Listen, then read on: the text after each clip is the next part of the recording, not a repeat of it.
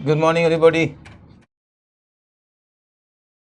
पल्लवी सिंह, हेमंत, निशा, आरती, रेनू, नितिन, याशिका, दीपाक्षा, निकी, मोहित, सोनी, कुमकुम, श्रेया, सुमित, सिमरन, गायत्री, धनंजय, मोहिनी, आदित्य, दीपांशु, स्वीकृति, योगेश, कोमल, सुमित, आभा, देवेश, प्रीति, सौम्या, बंटी, शिवानी, मोहित, विनय यादव, देवेश, सब लोगों को नमस्कार करता हूँ। और आज तो आप लोगों के ज़्यादा सवाल नहीं होंगे, इसलिए क्योंकि आज हमारा नया सेशन शुरू हो रहा है और पहला ही दिन जब है तो सवाल क्या पूछिएगा। आपके कुछ एक फंडामेंटल क्वेश्चंस हो सकते हैं। एक ये कि क्या पढ़ना चाहिए, दूसरा ये कि क्यों पढ़ना चाहिए, तीसरा ये कि कैसे पढ़ना चाहिए, और चौथा ये कि हम आपको कैसे पढ़ाएंगे, कितने दिनों में पढ़ा देंगे। यही कुछ फंडामेंटल क्वेश्चंस आपके होंगे जो आप पूछेंगे। तो ऐसे में मैं सोचता हूं कि इन सारे सवालों के बारे में आप पूछो, इसके बजाय मैं खुद बता दूं। इसको हम फ्रीक्वेंटली आस्क्ड क्वेश्चंस की श्रेणी में रखते हैं कि ऐसे सवाल जो बार बार पूछे जाते हैं, मैं उसका जवाब अपनी ओर से दे देता हूं। उसके बाद भी कुछ सवाल यदि आपके रह जाएंगे तो आपका स्वागत होगा। वैसे तत्काल इधर बजरंगबली की जय की बातें चल रही है, जय श्री राम का भी नारा चल रहा है और हर हर महादेव भी गूंज रहा है, और कहीं से जय हिंद आ रहा है।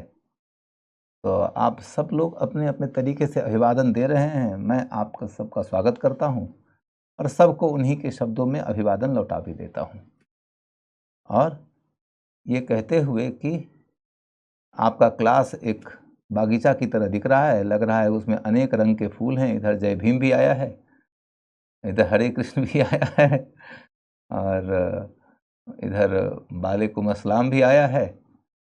तो ऐसा लगता है कि क्लासरूम एक बागीचा की तरह है, इसमें अलग अलग रंग के फूल खिले हैं, लेकिन खास बात यह है कि सारे फूल खिले हैं, मुरझाए नहीं। तो फिर इसके साथ ही अब अपने क्लास की शुरुआत करते हैं। चश्मे में अच्छा लग रहे हैं। चश्मा अच्छा लगने वाला नहीं है बच्चों, ये चश्मा दृष्टि दोष का चश्मा है। तो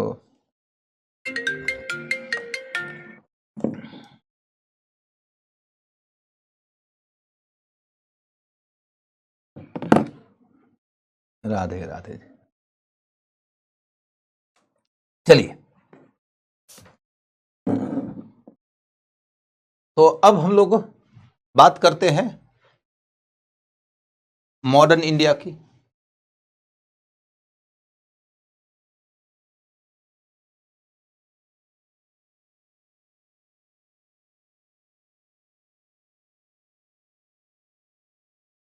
आधुनिक भारत।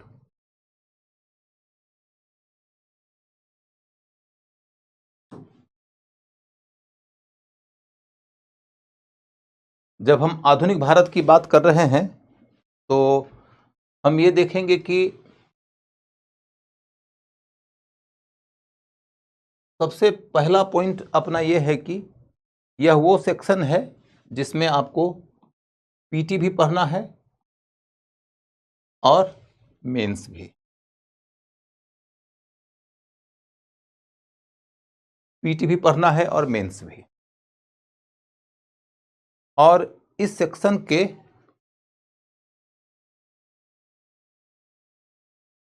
लिए एग्जाम में क्या स्थान होता है, एग्जाम में कितने सवाल होते हैं,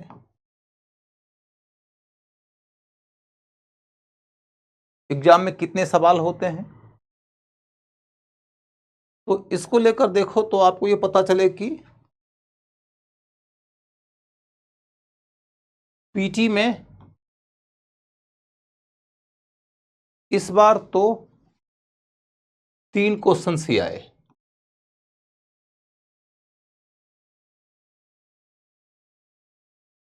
इस बार तो 3 क्वेश्चंस ही आए। लेकिन ऐसा नहीं है कि 3 क्वेश्चन कोई ट्रेंड है या कोई पैटर्न है। नॉर्मली इस सेक्शन से 7-8 क्वेश्चंस होते हैं। नॉर्मली इस सेक्शन से 7-8 क्वेश्चंस होते हैं। तो आप मान के चलो कि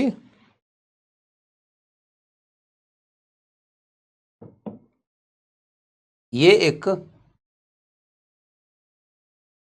असहज बात है, और सहज बात है, ये असामान्य बात है।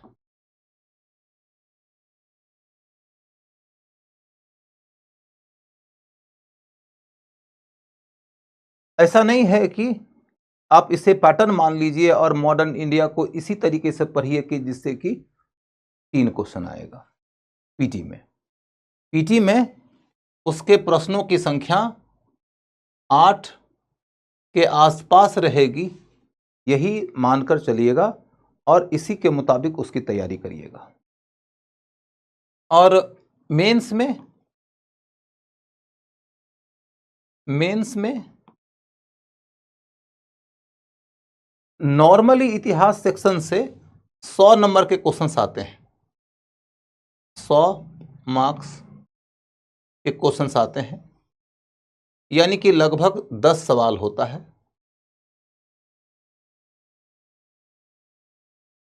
10 क्वेश्चंस होते हैं पेपर 1 में। मेंस का जो जीएस होता है उसके पेपर 1 में नॉर्मली 10 सवाल होता है। किसी किसी साल 8 सवाल भी आता है, किसी साल 8 सवाल भी आता है, तो एक साल 14 सवाल भी आया है। तो आपको यह देखना है कि यदि एक साल 14 आया है तो किसी साल 8 भी आया है। मैं एवरेज पकड़ के देखता हूं तो मुझे लगता है कि 10-11 के आसपास क्वेश्चंस आते हैं। तो 10-11 के आसपास कुछ क्वेश्चंस के अंतर्गत मानकर चलिए कि 4 से 5 क्वेश्चंस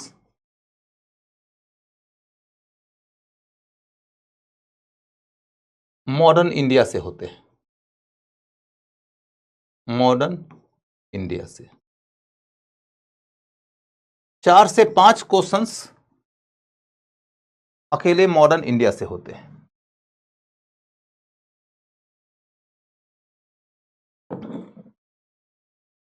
तो आपको यह अंदाजा लग गया कि हम मॉडर्न इंडिया की पढ़ाई यदि करेंगे तो यह पढ़ाई पीटी में भी काम आएगी, मेंस में भी काम आएगी, नंबर 1।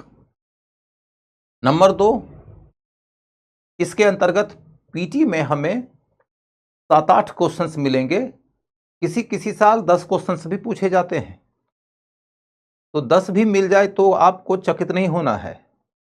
मॉडर्न इंडिया से 7-8 क्वेश्चन का तो स्टैंडर्ड रहता ही रहता है, लेकिन किसी किसी साल 10 क्वेश्चन भी मिल जाता है। तो हम मानकर चलेंगे कि हमको 8 क्वेश्चन तो पकड़ना है उधर से। इसके बाद आपके सामने में अगला मुद्दा है कि हम इसे कैसे पढ़ें।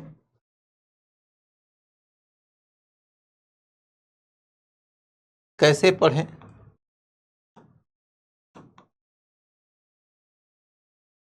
तो बच्चों आपको एनसीईआरटी की किताब पढ़ना चाहिए। एनसीईआरटी कवर करो।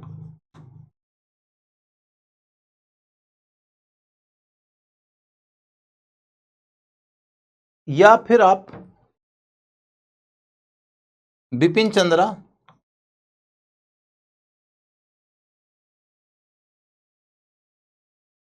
की आधुनिक भारत एक किताब आती है, वो कवर करो।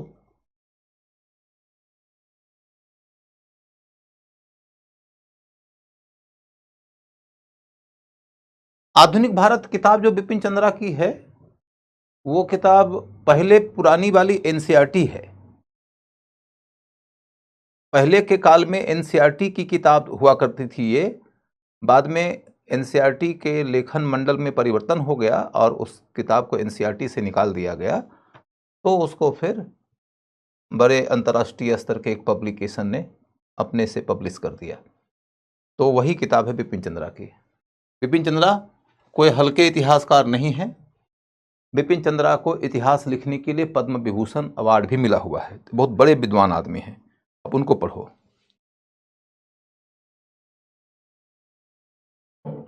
ठीक है, तो अब अगला मुद्दा है कि एनसीईआरटी की किताब या बिपिन चंद्रा की किताब यदि आप पढ़ लोगे तो इनको पढ़ने के बाद स्पेक्ट्रम नहीं, मैं गाइड किताब को छूने के लिए भी नहीं बोलता। मेरी अपनी एक शैली है पढ़ाने की, जिस शैली के अंतर्गत मैं गाइड को पढ़ने के लिए गाइड नहीं करता। Spectrum is a guide. Spectrum जैसी कोई किताब पढ़ना नहीं है आपको, समझ गए? आप बिपिन चंद्रा की किताब पढ़िए। मैंने आपको बताया ना कि गाइड लिखने वाले लोग हजारों हैं, बिपिन चंद्रा अकेले हैं जिनको पद्म विभूषण मिला है। तो आप बड़े इतिहासकार को पढ़िए, आपको वहां से बहुत फायदा होगा। और साथ में चाहे तो एनसीईआरटी पढ़िए। एनसीईआरटी तो बिल्कुल पढ़ लेना चाहिए, मैं तो हमेशा सजेस्ट करता हूं कि एनसीईआरटी पढ़ना चाहिए। एनसीईआरटी के अलावा यही बिपिन चंद्रा की किताब पढ़ लीजिए, इसके अलावा किताब पढ़ने की जरूरत नहीं पड़ेगी आपको, क्योंकि इसके आगे के लिए मैं हूं ना। मैं क्लास में आपको जो पढ़ाऊंगा उसी के बीच से नंबर 1 मेंस के सारे सवाल बन जाएंगे और पीटी के एक आध छोड़ के सारे सवाल बन जाएंगे। तो क्लासरूम में हम लोग जो काम करने जा रहे हैं उसी काम को और बढ़िया प्रभावशाली बनाने के लिए ज़रूरी है कि आप एनसीईआरटी की किताब और बिपिन चंद्रा की किताब पढ़ लीजिए। बिपिन चंद्रा की किताब पतली है, मोटी नहीं है। स्पेक्ट्रम वगैरह तो 800-900 पेज की किताब है। वो सब किताब पढ़ने का मतलब हुआ कि विद्यार्थी तथ्यों का बोझ अपने सर पे उठाया हुआ एक कुली बन के रह जाएगा। वैसी किताब कभी मत पढ़ना बच्चों, जिस किताब के लेखक के मन में ये भावना है कि मैं इतना तथ्य डाल दूं, इतना तथ्य डाल दूं कि उससे बाहर कभी कोई क्वेश्चन न पूछा जाए, और इसके चक्कर में तुम्हारे पढ़ने योग्य मटेरियल की तुलना में वो 3 गुना ज़्यादा मटेरियल तुमको दे दे। नतीजा ये निकल कर आएगा कि उस किताब से यदि क्वेश्चन आ भी गया तो तुम उसको याद नहीं रख पाओगे, क्योंकि तुम एक बार पढ़ते पढ़ते ही पीछे की सारी बातें भूलने लगोगे, रिवाइज कर ही नहीं पाओगे। जबकि ज़रूरत होती है किसी किताब को 3 बार 4 बार रिवाइज करने की। यदि 3 बार 4 बार रिवाइज नहीं करोगे तो तुम्हारा प्रिपरेशन तुम्हारे परफॉर्मेंस में तब्दील नहीं होगा। अतः मोटी किताबों को 2 गज दूरी से नमस्ते बोल दो। मोटी किताबों को 2 गज दूरी से नमस्ते बोल दो और काम की पतली किताब पढ़ो, और उन किताबों को बार बार पढ़ो ताकि उसका मैक्सिमम निकाल लो। समझ गए ना? एनसीईआरटी तो सारे क्लासेस की पढ़ लो। एनसीईआरटी में कोई क्लास नहीं तय करूंगा, क्योंकि एनसीईआरटी में आपको एंसेंट, मेडिवल, मॉडर्न, वर्ल्ड सब पढ़ना है। एनसीईआरटी आपको सारे क्लास का पढ़ना होगा। ठीक है, कैसे पढ़ें? तो एनसीईआरटी कवर करो, बिपिन चंद्रा की किताब पढ़ो, और यदि अभी के डेट में आप लोगों को कोई एक किताब ही पढ़ना ठीक लगता है तो आप बिपिन चंद्रा की किताब पढ़ लेना। कोई एक किताब मात्र कवर करना चाहो तो आप बिपिन चंद्रा की किताब पढ़ लो। उसके बाद तब अगला मुद्दा है कि शेष जितना भी है उसके लिए आपको क्लास पे डिपेंडेंट करना चाहिए। क्लास पर निर्भर रहो, निर्भर रहो। ये बताओ कि इस दफा के बारे में लोग ये कह रहे हैं कि क्वेश्चन पेपर यूपीएससी ने जो पूछा वो बहुत डिफिकल्ट पूछा। मैंने तुम लोगों को एंसेंट इंडियन हिस्ट्री पढ़ाया था, मैंने तुम लोगों को मेडिवल इंडियन हिस्ट्री भी पढ़ाया है। मेरे पढ़ाए के बीच में से क्वेश्चंस क्लास से आ गए कि नहीं, ये मैं तुम लोगों से पूछता हूं, मैं अपनी ओर से कोई क्लेम नहीं करता। मैंने जितना दूर तक का कोर्स कवर किया था उतने दूर तक के मेरे कवरेज के बीच में से यूपीएससी के क्वेश्चंस आपके अधिकांश मिल गए कि नहीं? बोलो।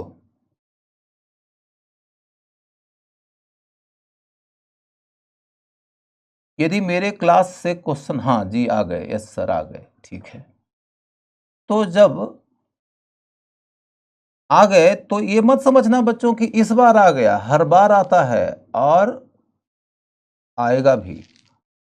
तो इसलिए तुमको इधर उधर की बातें नहीं करनी, दौड़ कूद नहीं करना। ये नहीं कि बंदरों की तरह कभी इस डाली पे तो कभी उस डाली पे तो कभी उस डाली पे। डालियां नहीं बदलनी है, हमें एक जगह टिक के रहना है। हरिवंश राय बच्चन जी की एक बड़ी अच्छी पंक्ति है, राह पकड़ तू एक चला चल पा जाएगा मधुशाला। बस एक रास्ते पर चलो। मधुशाला का मतलब ये नहीं है कि तुमको ये सोचना है कि गुरुजी ने हमको दारू पीने का रास्ता सिखा दिया, नहीं। यहाँ मधुशाला का मतलब है कि तुमको मंजिल मिल जाएगी, तुम बस एक रास्ते पर चला चलो। तो क्लास में जितनी बातें पढ़ाऊंगा उसको तुम 3 बार 4 बार रिवाइज कर लेना, तुम्हारी तैयारी हो जाएगी। समझ गए? स्पेक्ट्रम ले आए हैं तो बिपिन चंद्रा भी ले लें क्या? स्पेक्ट्रम ले आए हो तो किसी दोस्त को जन्मदिन में उपहार में दे देना। जहर खरीदा है तो खाना जरूरी है क्या?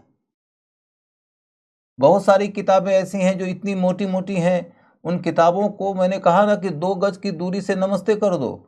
और नहीं तो फिर लाइब्रेरी बना रहे हो घर में तो लाइब्रेरी की तरह उसको बथान की शोभा बना दो। हम लोग के गांव देहात में एक शब्द यूज किया जाता है, बथान। बथान माने जहां गाय बैल को बांधा जाता है। तो उसी तरीके से किताबों को भी अपने घर के बथान की शोभा बना लो। जरूरी नहीं है कि तुम उन सारी किताबों को पढ़ो। तो शेष क्लास पर निर्भर रहो। क्लास पे निर्भर रहोगे तो यदि यूपीएससी में पीटी में 10 क्वेश्चन पूछा जाएगा तो मैं तुमको एक बात के लिए आश्वस्त करता हूं कि 7 से 8 क्वेश्चंस हर हाल में क्लास की चर्चा से ही होंगे। यदि 8 क्वेश्चन पूछा जाएगा तो आप निश्चिंत रहिए, 5 से 6 क्वेश्चंस हर हाल में क्लास की चर्चा से ही होंगे। दूसरी बात है कि मान लो कि आप कहोगे कि सर 8 क्वेश्चन पूछा गया, 6 तो आपके क्लास से मिल रहा है, बाकी 2 के लिए क्या करें? बाकी 2 के लिए 2 बातें हैं। यदि वो आसान होंगे तो नोट्स में होगा या एनसीईआरटी में होगा, यदि डिफिकल्ट होगा तो किसी किताब में नहीं मिलेगा तुमको। और उस लेवल के डिफिकल्ट क्वेश्चन को पकड़ने की जिद ठानोगे तो तुम्हारा समय प्रबंधन खराब हो जाएगा, क्योंकि तुमको अकेला हिस्ट्री थोड़ी ना पढ़ना है, और भी विषय पढ़ना है। अतः तुम लोगों को यह ध्यान रखना है कि क्लास में जो पढ़ाऊंगा उससे यदि 5-6 क्वेश्चन मिल जाएगा कुल 8 में, तो इसका मतलब समझते हो, परफॉर्मेंस लेवल तुम्हारा बहुत अच्छा है। यूपीएससी में सिलेक्शन के लिए तो 45% सफिशियंट है। इस बार तो 45% से भी नीचे कट ऑफ जाने वाला है। और मैं तुम लोगों को कह रहा हूं कि 10 पूछा जाएगा तो 7-8 मिल जाएगा, इसका मतलब हुआ 70 से 80% तक मिल जाएगा। तो तुम्हारी कोशिश होनी चाहिए कि मेरे पढ़ाए के बीच में से गलती नहीं हो। जैसे इस दफा मैंने देखा कि कुछ बच्चों ने धान्य कटक पे गलती कर दिया जबकि पढ़ाया हुआ था। तो इस तरह की गलतियां नहीं करना चाहिए। यदि तुम इस तरह से अपना परफॉर्मेंस इंप्रूव कर लोगे तो तुम्हारी तैयारी इतने ही से हो जाएगी। और मेंस में तो कोई क्वेश्चन क्लास में पढ़ाए के दायरे से बाहर आएगा ही नहीं, इसकी तो मैं गारंटी लेता हूं। पीटी में चूंकि फैक्ट पूछा जाता है ना, तो फैक्ट कभी कभी आपके कवरेज के दायरे से भी इक्का दुक्का बाहर रहता है, लेकिन कॉन्सेप्ट बेस्ड क्वेश्चन आएगा वो तो बाहर नहीं जाएगा, तो उसकी चिंता बिल्कुल मत करना। अब अगला मुद्दा है कि हम जब आपको कवर कराने जा रहे हैं तो कवर कराने के क्रम में क्या करेंगे कि टॉपिक के अंदर, टॉपिक में पीटी एंड मेंस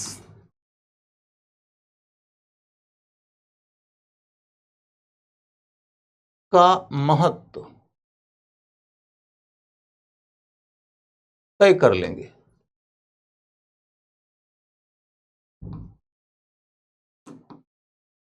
सभी टॉपिक एक ही समान महत्वपूर्ण नहीं होते हैं पीटी के लिए और मेंस के लिए। कुछ एक टॉपिक्स ऐसे होते हैं जहां से कि क्वेश्चन पीटी में ही पूछा जाता है, मेंस में नहीं पूछा जाता है।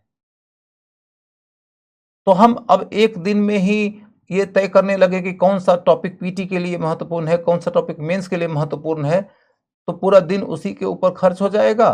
और आप में से कई सारे बच्चे ऐसे भी होंगे जिनको कि उस टॉपिक के बारे में कुछ ज्ञान भी नहीं होगा, तो वो चीज़ें आपके सर के ऊपर से गुजर जाएंगी। तो मैं उसे आज नहीं कंप्लीट करूंगा, बस आपको ये बात बता देता हूं कि कुछ एक टॉपिक्स ऐसे होते हैं जो पीटी के लिए महत्वपूर्ण होते हैं, मेंस के लिए नहीं। कुछ एक टॉपिक्स ऐसे होते हैं जहां से कि पीटी और मेंस दोनों के क्वेश्चन आ सकते हैं। तो कौन सा टॉपिक पीटी के लिए ही महत्वपूर्ण है, कौन सा टॉपिक पीटी और मेंस दोनों के लिए महत्वपूर्ण है, ये सब हम लोग टॉपिक के अध्ययन के दौरान कर लेंगे। ठीक है। क्या है, medieval and ancient history mains है या नहीं? ना बच्चों, एंशिएंट हिस्ट्री और मेडिवल हिस्ट्री सिर्फ पीटी के सिलेबस में है, मेंस के सिलेबस में नहीं है। मेंस के सिलेबस में हिस्ट्री से आपसे क्या क्वेश्चन पूछा जाता है? मेंस के सिलेबस में जो दिया गया है हिस्ट्री का हिस्सा, वो है art and culture. Art and culture,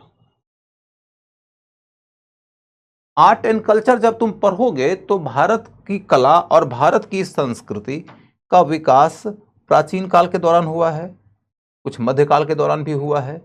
तो इस क्रम में आपको एंशिएंट एंड मिडिवल से संबंधित कुछ अध्ययन करना पड़ता है, लेकिन वो प्योर एंशिएंट हिस्ट्री नहीं है।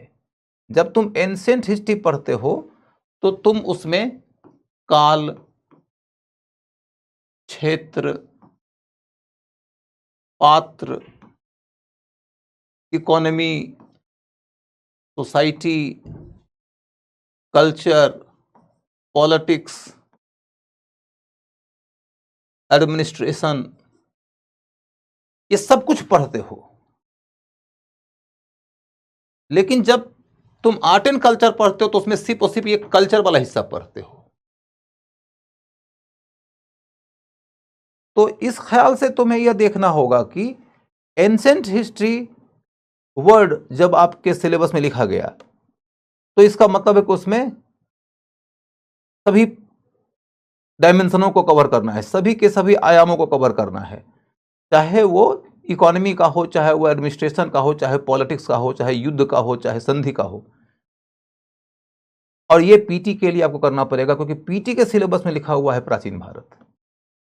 ये आपको मध्यकाल के लिए भी यदि करना है तो पीटी के लिए करना पड़ेगा, क्योंकि पीटी के सिलेबस में लिखा हुआ है मध्यकाल। लेकिन जैसे ही आप मेंस का सिलेबस देखेंगे तो मेंस के सिलेबस में लिखा हुआ आर्ट एंड कल्चर।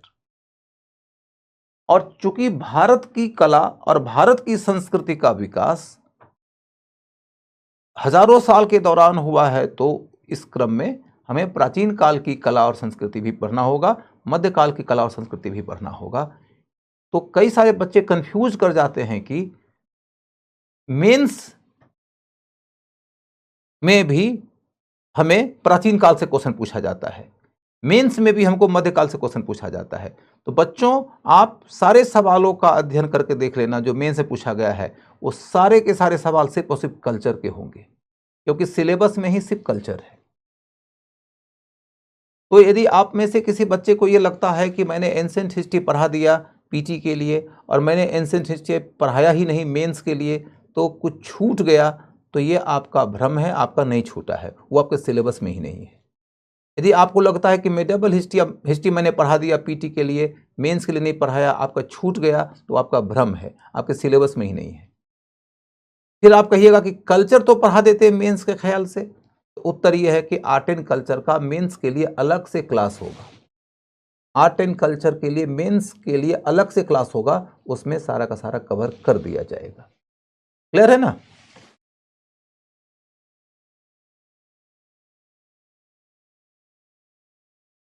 चलो सर, एंग्जाइटी हो रही, काहे की एंग्जाइटी हो रही है? चलिए, मेंस में दूसरा हिस्सा होता है मॉडर्न इंडिया।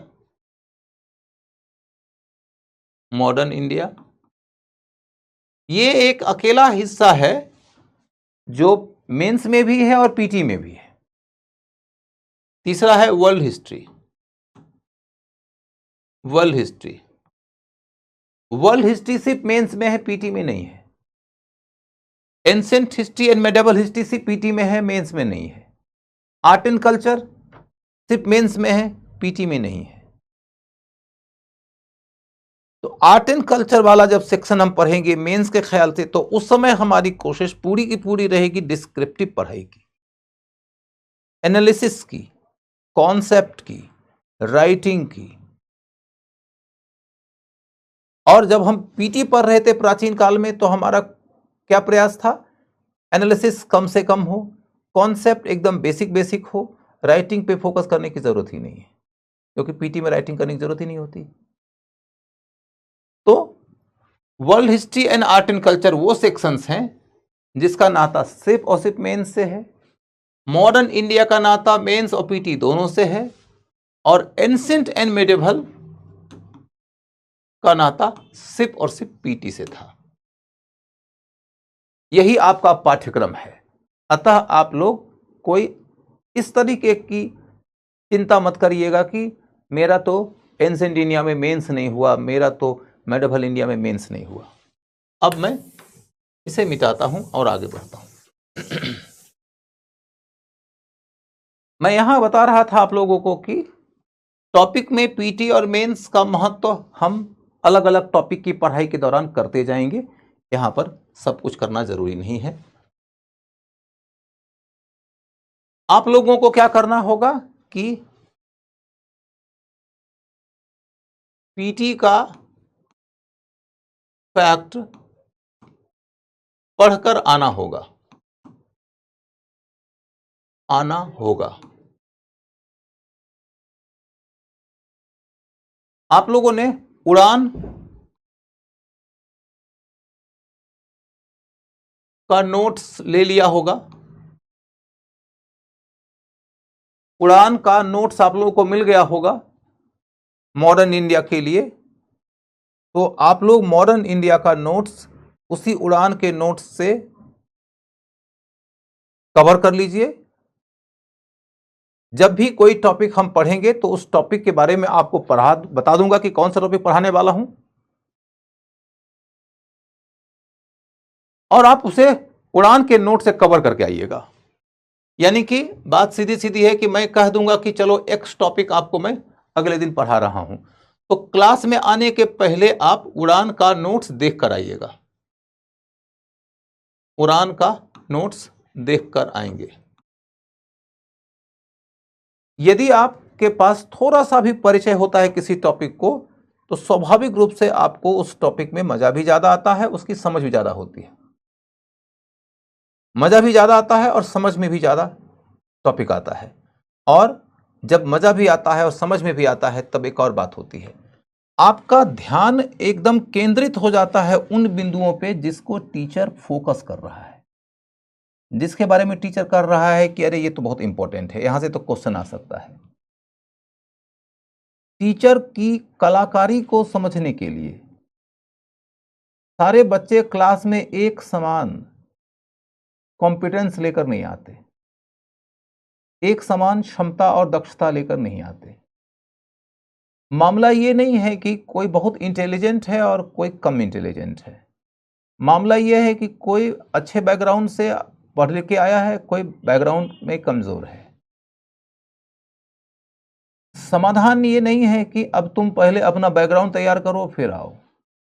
समाधान ये है कि क्लास में जो टॉपिक की पढ़ाई होनी है उस टॉपिक की पृष्ठभूमि तैयार करके आओ।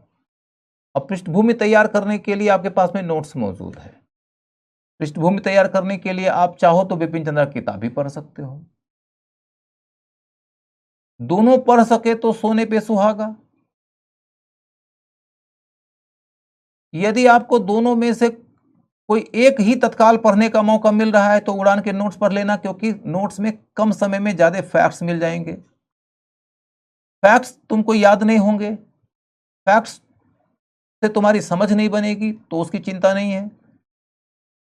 समझ बनाने के लिए मैं क्लास में आ जाऊंगा ना, और फिर मेरे क्लास के बाद में उन्हीं फैक्ट्स को पढ़ोगे तो लगेगा कि हाँ कॉन्सेप्ट बन रहा है, वो फैक्ट्स याद भी हो जाएंगे।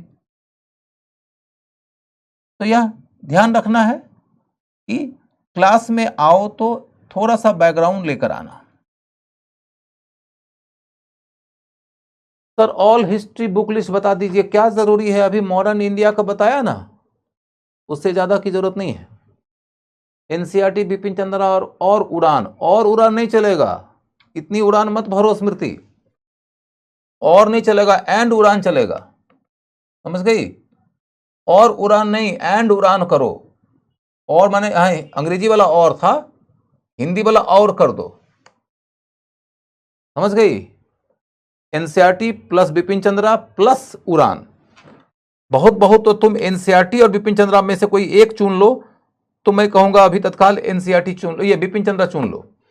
फिर भी मेरा तो सजेशन रहता है कि एनसीईआरटी किताब कभी नहीं छोड़ना चाहिए।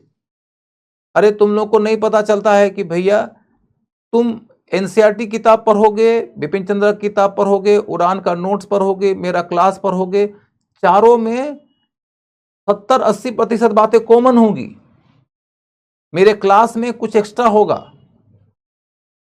तो बहुत सारी बातें तो कॉमन होती है। तो तुम्हें लगता है 4 किताब पढ़ना पड़ रहा है, जबकि सच्चाई की बात यह है कि किसी किताब को कवर करने में थोड़ा समय तो लगता है, लेकिन जब 70-80% चीजें कॉमन होती है तो तेजी से कवर हो जाता है।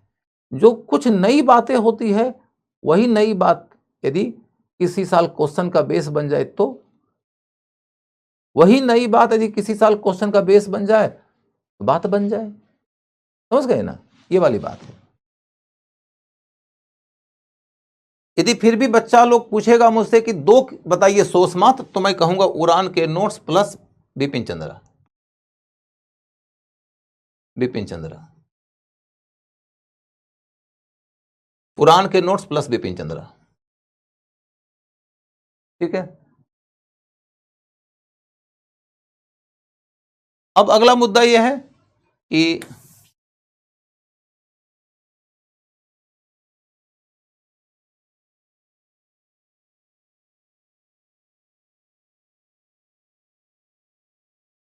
आप लोगों को PYQ पढ़ना है, PYQ पढ़ना है, प्रीवियस ईयर्स क्वेश्चंस। कोई भी टॉपिक की पढ़ाई हो रही है तो तुम प्रीवियस ईयर्स के क्वेश्चंस को, उससे जो कोई सोर्स आपने लिया होगा, कोई भी सोर्स आपके पास में हो सकता है, गाइड ही हो सकता है, कोई दिक्कत नहीं है, क्योंकि वहां पर इंपॉर्टेंट ये नहीं कि उसका उत्तर कितना बढ़िया दिया गया है, एनालिसिस कितना बढ़िया दिया गया है, वहां पर मतलब सिर्फ इस बात का है कि आपके सामने में यह मालूम हो गया है कि पिछले वर्षों में इस टॉपिक से क्या क्या क्वेश्चंस पूछे गए हैं। तो PYQ चाहिए अपने को। जैसे मैं यदि तुमको टॉपिक पढ़ाऊंगा यूरोपियन कंपनी का आगमन,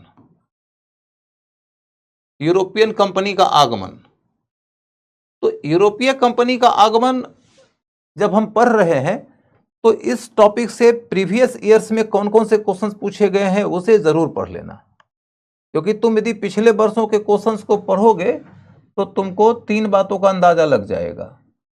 क्वेश्चन का लेवल क्या है, क्वेश्चन कौन कौन से पॉइंट से पूछा जा रहा है, और आगे क्या क्वेश्चन पूछा जा सकता है।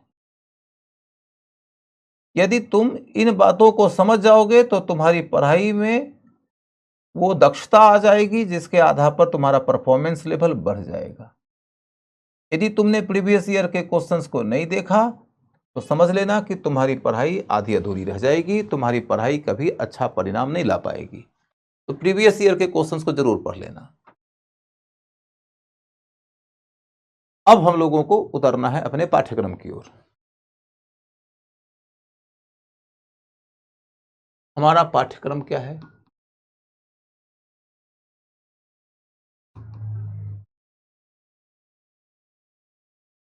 एक छोटी बात और, जिस दिन यूपीएससी का एग्जाम हुआ था उसके अगले दिन मैंने आप लोग को क्लास में 2 बातें बताई थी। एक बात यह कि मैंने आपके सामने में अपने सिलेबस जिसका कवरेज मैंने किया था उस सिलेबस से पूछे जाने वाले सारे सवाल रख दिया, और मैंने आपको दिखा दिया कि 2 क्वेश्चन छोड़ के सारे सवाल क्लास में पढ़ाया गया है, और आप लोगों ने अपनी ओर से बिल्कुल सहमति दिया कि हाँ पढ़ाया गया है, क्योंकि आपने ही पढ़ा है।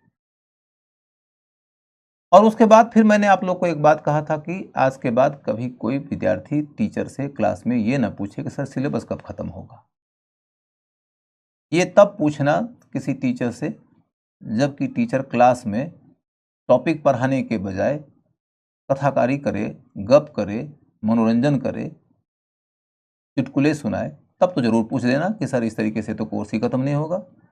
लेकिन यदि टीचर आपको ये कह रहा है कि बेटा क्वेश्चन का दायरा बढ़ता जा रहा है, क्वेश्चन का डेप्थ बढ़ता जा रहा है,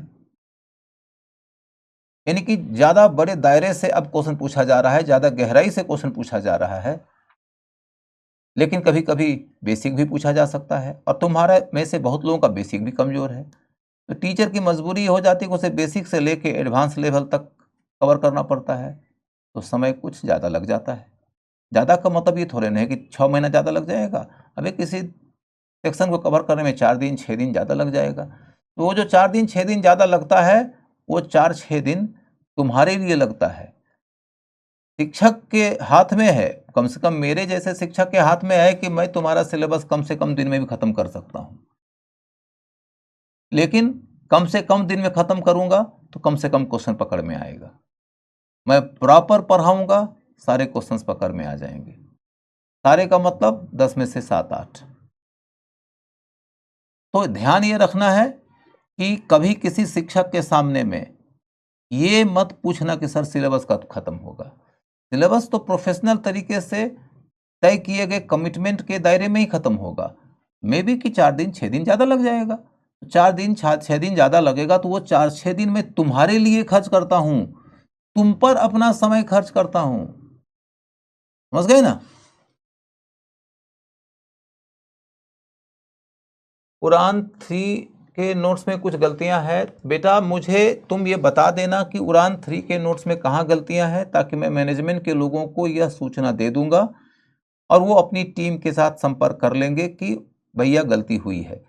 यदि मैं सीधे सीधी बोलूंगा कि उड़ान 3 के नोट्स में कुछ गलतियां हैं तो मेरी बात को लोग सीरियस नहीं लेंगे, क्योंकि वो पूछेंगे कि सर आप ये बता दो कि कहां पर गलती है। समझ गए ना? जब तक कि आप टारगेटेड नहीं बताओगे तब तक दिक्कत रहेगी। सर आप टारगेटेड एंड डीप लेवल तक पढ़ाते हैं। हाँ बेटा, ये जरूरी भी है।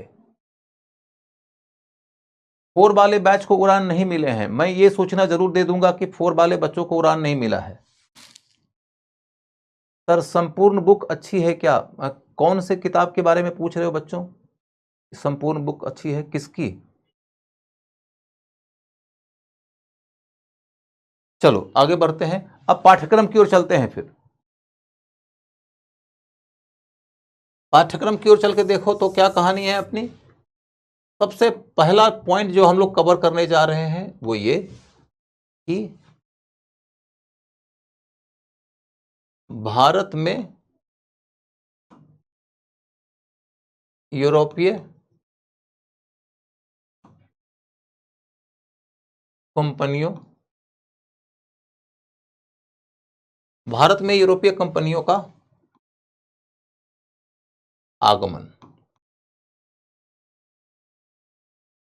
भारत में यूरोपीय कंपनियों का आगमन, ये एक ऐसा टॉपिक है जो मध्यकाल में भी आ सकता है और आधुनिक काल में भी आ सकता है।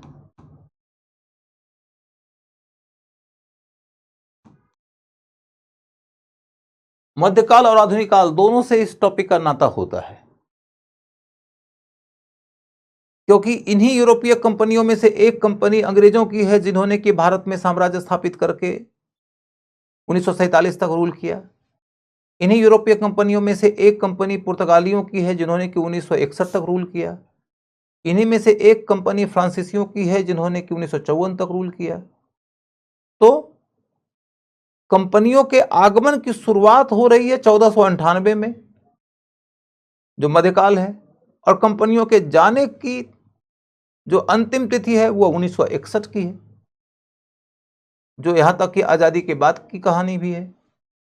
तो ऐसी स्थिति में मैंने ये तय किया है कि इसे मैं मॉडर्न इंडिया के सिलेबस में रखूंगा। आपको क्या फर्क पड़ता, मॉडर्न में पूछो, मेडिवल में पूछो, बात तो एक ही है ना। और इस टॉपिक की तैयारी आप सिर्फ और सिर्फ पीटी के लिए ही करेंगे। इस टॉपिक से मेंस में क्वेश्चन नहीं आएगा, क्योंकि मेंस का सिलेबस लिखा हुआ है आधुनिक भारत 18वीं शताब्दी के मध्य से। 18वीं शताब्दी के मध्य के पहले ही अधिकांश रूप से यूरोपीय कंपनियों की कथा कहानी कंप्लीट हो जाती है। सिर्फ अंग्रेज कंपनी आगे ऐसी रहेगी जिसको हम आगे के अध्याय में पढ़ेंगे। तो ये टॉपिक आपका महत्वपूर्ण है, इससे क्वेश्चन फ्रीक्वेंटली पूछा जाता है। अब इससे कैसा क्वेश्चन पूछा जाता है उसकी चर्चा अभी नहीं, लेकिन ये एक बड़ा महत्वपूर्ण टॉपिक है, इसे आप जरूर कवर करना। मैं यहां पर एक बात और बता देता हूं कि मैं सिलेबस क्यों बता रहा हूं स्पेशली। आप तो ये भी कह सकते हैं कि सिलेबस तो लिखा हुआ ही है, तो बच्चों सिलेबस लिखा हुआ नहीं है। मैं जो सिलेबस तय करूंगा उसी को कवर करोगे तो क्वेश्चन मिलेंगे। यूपीएससी में सिलेबस डिफाइंड तरीके से, डिटेल तरीके से, डिस्क्रिप्टिव तरीके से नहीं दिया जाता है। अतः आपकी जरूरत यह है कि मैं आपके सामने में सिलेबस एक्सप्लेन करूं। यह है आपका सिलेबस जिसे आपको कवर करना है। तो पहला टॉपिक हो गया भारत में यूरोपीय कंपनियों का आगमन। उसके बाद फिर दूसरा टॉपिक है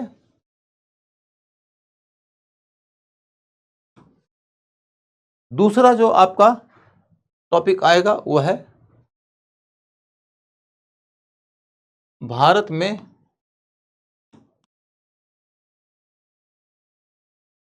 ब्रिटिश सत्ता। भारत में ब्रिटिश सत्ता की स्थापना।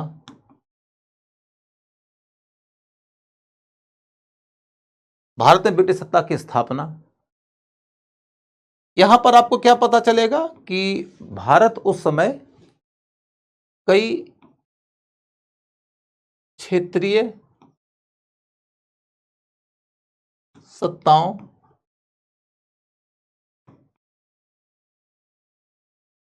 में बटा हुआ था, में बटा था। कई क्षेत्रीय सत्ताओं में बटा हुआ था। उन्हें एक एक कर कर 100 वर्षों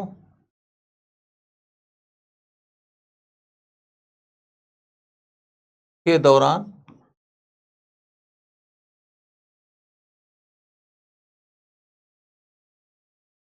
ईस्ट इंडिया कंपनी ने जीता।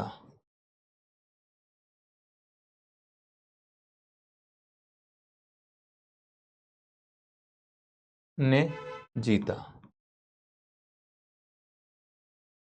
माने भारत को जीता किसने? प्रथम दृष्टया तो आप सुनते हो कि अंग्रेजों ने जीता, लेकिन थोड़ी गहराई में जाओ तो पता चला कि इंग्लैंड की एक व्यापारिक कंपनी थी जिसने कि भारत को जीता था। इंग्लैंड की सरकार ने नहीं जीता था।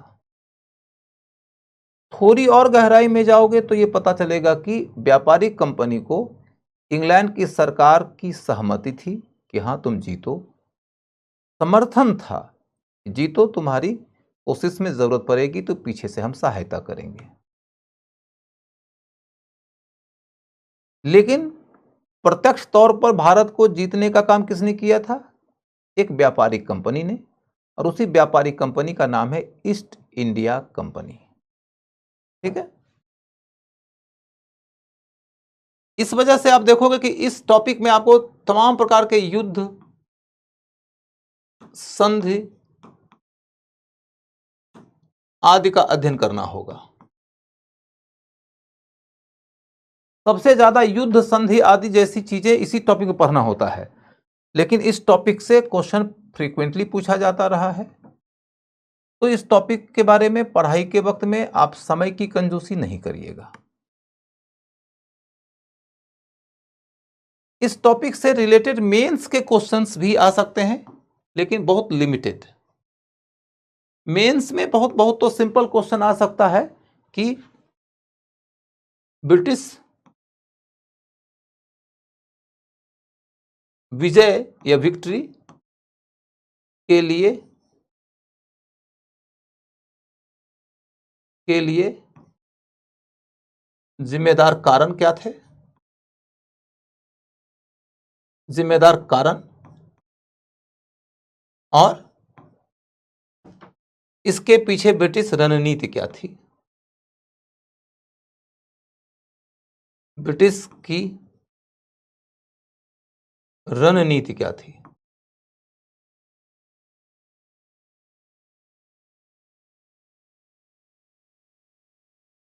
अंग्रेज भारत को जीत गए तो आखिर वो क्या कारण है कि अंग्रेज भारत को जीत गए, और दूसरा है कि वो कौन सी रणनीति अपनाए थे कि जिसके बदौलत वो जीत गए।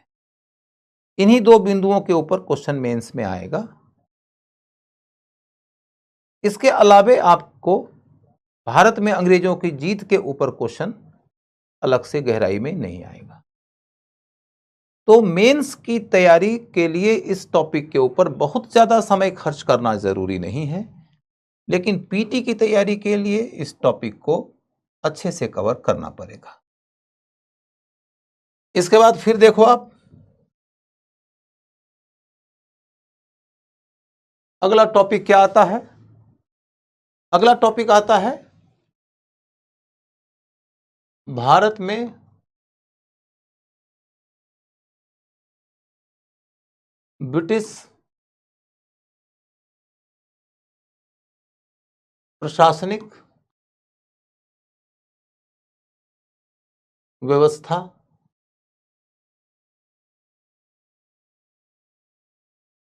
का विकास। ब्रिटिश प्रशासनिक व्यवस्था का विकास। भारत में ब्रिटिश प्रशासनिक व्यवस्था का विकास। थोड़ा बड़ा लिखिए, ठीक है बेटा, थोड़ा बड़ा लिखूंगा। भारत में ब्रिटिश प्रशासनिक व्यवस्था का विकास। इसके अंतर्गत तुम देखोगे कि सेना भी पढ़ना होगा। सेना, नौकरशाही,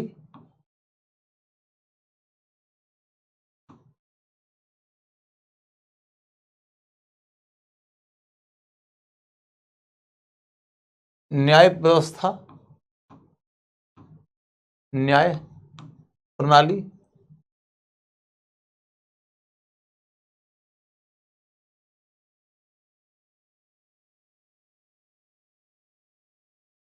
प्रेस पर नियंत्रण,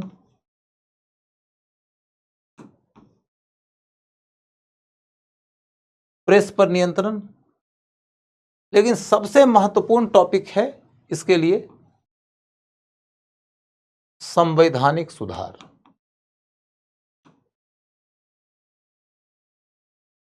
संवैधानिक सुधार।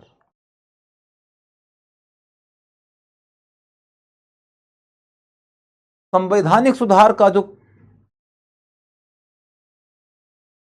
संवैधानिक सुधार का जो टॉपिक है उससे क्वेश्चन प्राय आता ही आता है। इस बार भी आप देखोगे कि 1833 के एक्ट पर क्वेश्चन आया।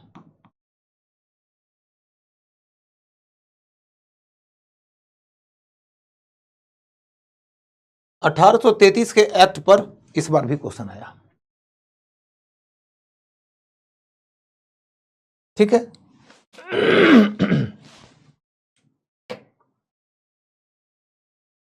सर जी आपने medieval and modern ancient history कब पढ़ाई आपने, प्लीज बताओ ना। अभी अभी खत्म हुआ है बच्चों। जय सिंह मीना साहब, कल ही तो खत्म किया हूं मेडिवल हिस्ट्री का क्लास।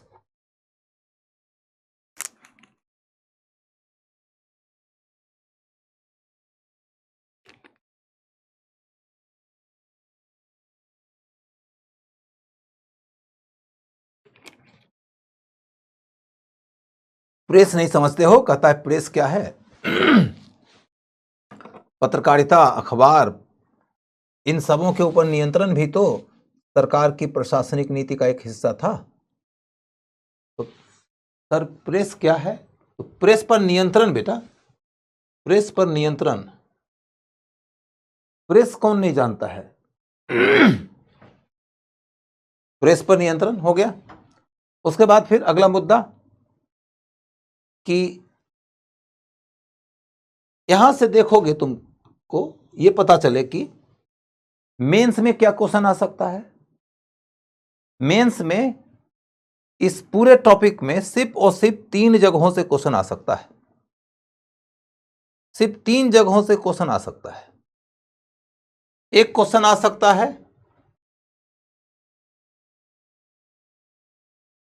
पूरे के पूरे शासन में, सिर्फ नौकरशाही में नहीं, पूरे शासन में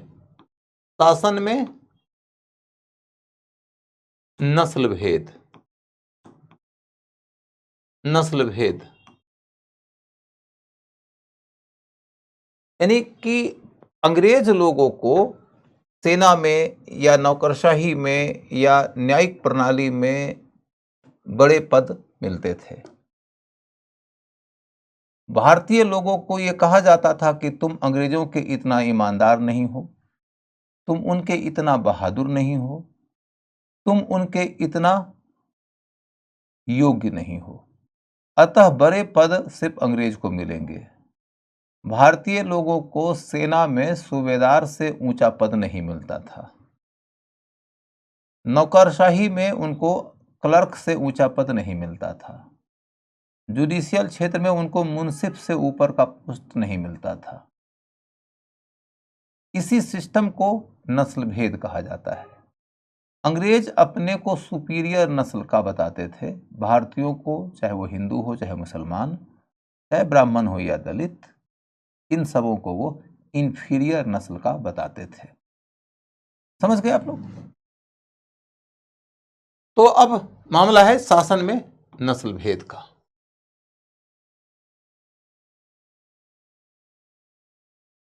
शासन में नस्ल भेद का अब क्या है कहानी भाई कि शासन में नस्ल भेद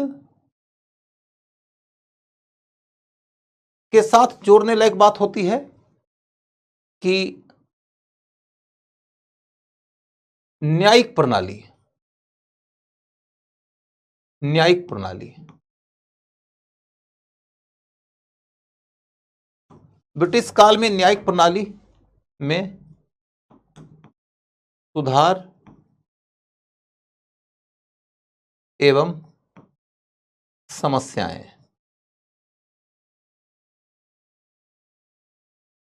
सुधार एवं समस्याएं। अंग्रेजों के समय में जो जुडिशियल सिस्टम बनाया गया था, वो सिस्टम क्या था? वो सिस्टम पूर्व के काल के सिस्टम की तुलना में कहां कहां बेहतर है और उस सिस्टम की क्या क्या कमियां हैं। इन्हीं बातों को लेकर आपके सामने में क्वेश्चन आएगा। जैसे एक मोटी मोटी समझ लेके देखो तो आपको ये बात समझ में आए कि अंग्रेजों के काल में पहली दफा भारत में एक ऐसा जुडिशियल सिस्टम बना जिसमें न्यायपालिका कार्यपालिका के डायरेक्टली अधीन नहीं थी। इसके पूर्व के काल में तुम चाहे प्राचीन काल में जाओ या मध्यकाल में जाओ, तुमको ये पता चलेगा कि न्यायपालिका कार्यपालिका के अधीन हुआ करती थी। यानी कि राजा ही प्रधान न्यायाधीश की नियुक्ति करते थे और प्रधान न्यायाधीश के कोर्ट में जो फैसले होते थे उन फैसलों के खिलाफ भी अपील होता था राजा के पास, और अंतिम न्याय राजा करते थे और राजा के द्वारा किए गए निर्णय के विरुद्ध फिर कहीं कोई अपील नहीं की जा सकती थी। यानी कि सबसे सुप्रीम कोर्ट कौन था? तो खुद किंग। लेकिन ब्रिटिश शासन काल में यह सिस्टम बदल गया। भारत में जो सबसे बड़े बड़े जजेज थे वो गवर्नर जनरल, जो ब्रिटिश सरकार में कार्यपालिका का प्रधान था, के अधीन नहीं थे। एक बड़ा अंतर यह था। एक दूसरा बड़ा अंतर यह आया कि भारत में ब्रिटिश शासन के दौरान विधि का शासन आया। विधि का शासन का मतलब होता है कि शासन व्यक्ति की मर्जी से नहीं चलेगा बल्कि लॉ के मुताबिक चलेगा। पहले राजतंत्र में राजा की मर्जी को विधि के ऊपर माना जाता था। बाकी सारे अधिकारी तो कानून के दायरे में रहते थे, लेकिन राजा कानून का निर्माता था, अतः वो कानून के दायरे से बाहर था। लेकिन अंग्रेजियों के शासन के दौरान यह तय हो गया कि व्यक्ति कानून के अंदर है, चाहे वह गवर्नर जनरल ही क्यों ना हो। तो यह बहुत बड़ा अंतर आया, जिसको कहते हैं विधि का शासन, rule of the law. Rule of the law की परिभाषा जब तुम पढ़ोगे, तुमको पॉलिटी के टीचर्स ने पढ़ाया भी होगा। रूल ऑफ द लॉ माने विधि का शासन का मतलब होता है जहां शासन व्यक्ति के हाथ में ना हो, विधि के हाथ में हो। शासन व्यक्ति के अनुसार नहीं, विधि के अनुसार चले। व्यक्ति का मतलब शासन का मुखिया जो है उसकी मर्जी से शासन चलेगा, तो वह राजतंत्र में होता था। लेकिन जब मॉडर्न एज आया और डेमोक्रेसी का रास्ता अपनाया गया तो कहा गया कि विधि को शासन का मार्गदर्शक बना दो, नियंत्रणकर्ता बना दो, विधि को ही सॉवरेन बना दो। ठीक है। तो अब देखो कि इस काल में न्यायिक क्षेत्र में ये दो बहुत महत्वपूर्ण सुधार हुआ। और भी कुछ एक सुधार हुए हैं, उसकी चर्चा बाद में करेंगे। लेकिन अंग्रेजों के शासन काल में न्यायिक क्षेत्र में बहुत सारी समस्याएं भी आ गई। अंग्रेजों के काल में न्यायिक क्षेत्र में बहुत बड़ी समस्या क्या आ गई कि हिंदुस्तान हजारों साल से अपने ग्राम पंचायत के माध्यम से गांव के स्तर की लड़ाइयों का न्यायिक निर्णय या अन्य विवादों का न्यायिक निर्णय कर लेता था। लेकिन ब्रिटिश शासन के दौर में पंचायत व्यवस्था टूट गई। तो ग्राम पंचायत की व्यवस्था के टूट जाने के कारण सारा का सारा विवाद सीधे सीधे ब्रिटिश कोर्ट में चला गया। या तो लोग सोच रहे हैं कि अरे कोर्ट में जाके बहुत समय लगेगा, बहुत पैसा खर्चा होगा, तो दुर्भाग्य को ही स्वीकार कर लो। जस्टिस की मांग करने के लिए लोग कोर्ट की ओर गए ही नहीं। यह भी तो दुर्भाग्य की बात है कि इनजस्टिस हो रहा है, लेकिन जस्टिस इतना दूर है, जस्टिस इतना जटिल है, जस्टिस इतना महंगा है कि आप अदालत की ओर गए ही नहीं। ब्रिटिश शासन के दौरान यह समस्या हुई कि जस्टिस जो था ना, वो अब गांव में नहीं रहा, जस्टिस शहरों में रहता है। जस्टिस अब गांव के पंचायतों की इतना सरल नहीं रहा, वहां के लोग अंग्रेजी बोलते हैं, इनको समझ में नहीं आता है, जटिल हो गया। और जस्टिस अब सस्ता नहीं है। शहर में वकील साहब लोग फी लेते हैं, गांव में कोई फी नहीं लगता था। तो जस्टिस अब गांव से दूर शहर में है। जस्टिस अब सरल नहीं, जटिल है। जस्टिस अब सस्ता नहीं, महंगा है। इसीलिए बहुत सारे लोग जस्टिस से सीधे सीधे वंचित हो गए। और दूसरी बात यह हुई कि जो लोग अदालत में गए भी, उन लोगों को भी बहुत विलंब से जस्टिस मिला, बहुत विलंब से जस्टिस मिला और बहुत मूल्य चुका के जस्टिस मिला। जस्टिस डिलेड का कॉन्सेप्ट यहां से आया। डिलेड जस्टिस, विलंबित न्याय। मैंने 10-10 साल 20-20 साल केस चलने लगा। कहते हैं कि justice delayed is justice denied. तो ये भारत में ब्रिटिश काल की समस्या है। ठीक है, तो ये कहानी आपके सामने में स्पष्ट हो गई। इसको लेकर क्वेश्चन पूछा जा सकता है, क्योंकि ये सब वो कॉन्सेप्ट है बच्चों कि जिसको तुम ठीक से समझोगे तो तुमको पॉलिटी समझने में सहूलियत होगी। मैं देखता हूं कि पॉलिटी में बच्चे जब पढ़ते हैं कि हमारी न्यायपालिका की एक समस्या यह है कि यहाँ पर न्यायिक निर्णय में देरी लगती है, इसलिए लोगों को जल्दी न्याय नहीं मिलता है। तो पॉलिटी पढ़ने वाले और पढ़ाने वाले की अपनी एक कमी क्या होती है कि वो इकोनॉमी से, सोसाइटी से, उसके पॉलिटिकल ढांचा से, उसके हिस्ट्री से जोड़कर टॉपिक को नहीं दर्शाते हैं, तो बच्चों में कभी कॉन्सेप्ट नहीं बनता है। आखिर जस्टिस डिलेड क्यों होता है? क्या इतना ही काफी है कह देना कि न्यायपालिका का आकार छोटा है, जजों की संख्या कम है,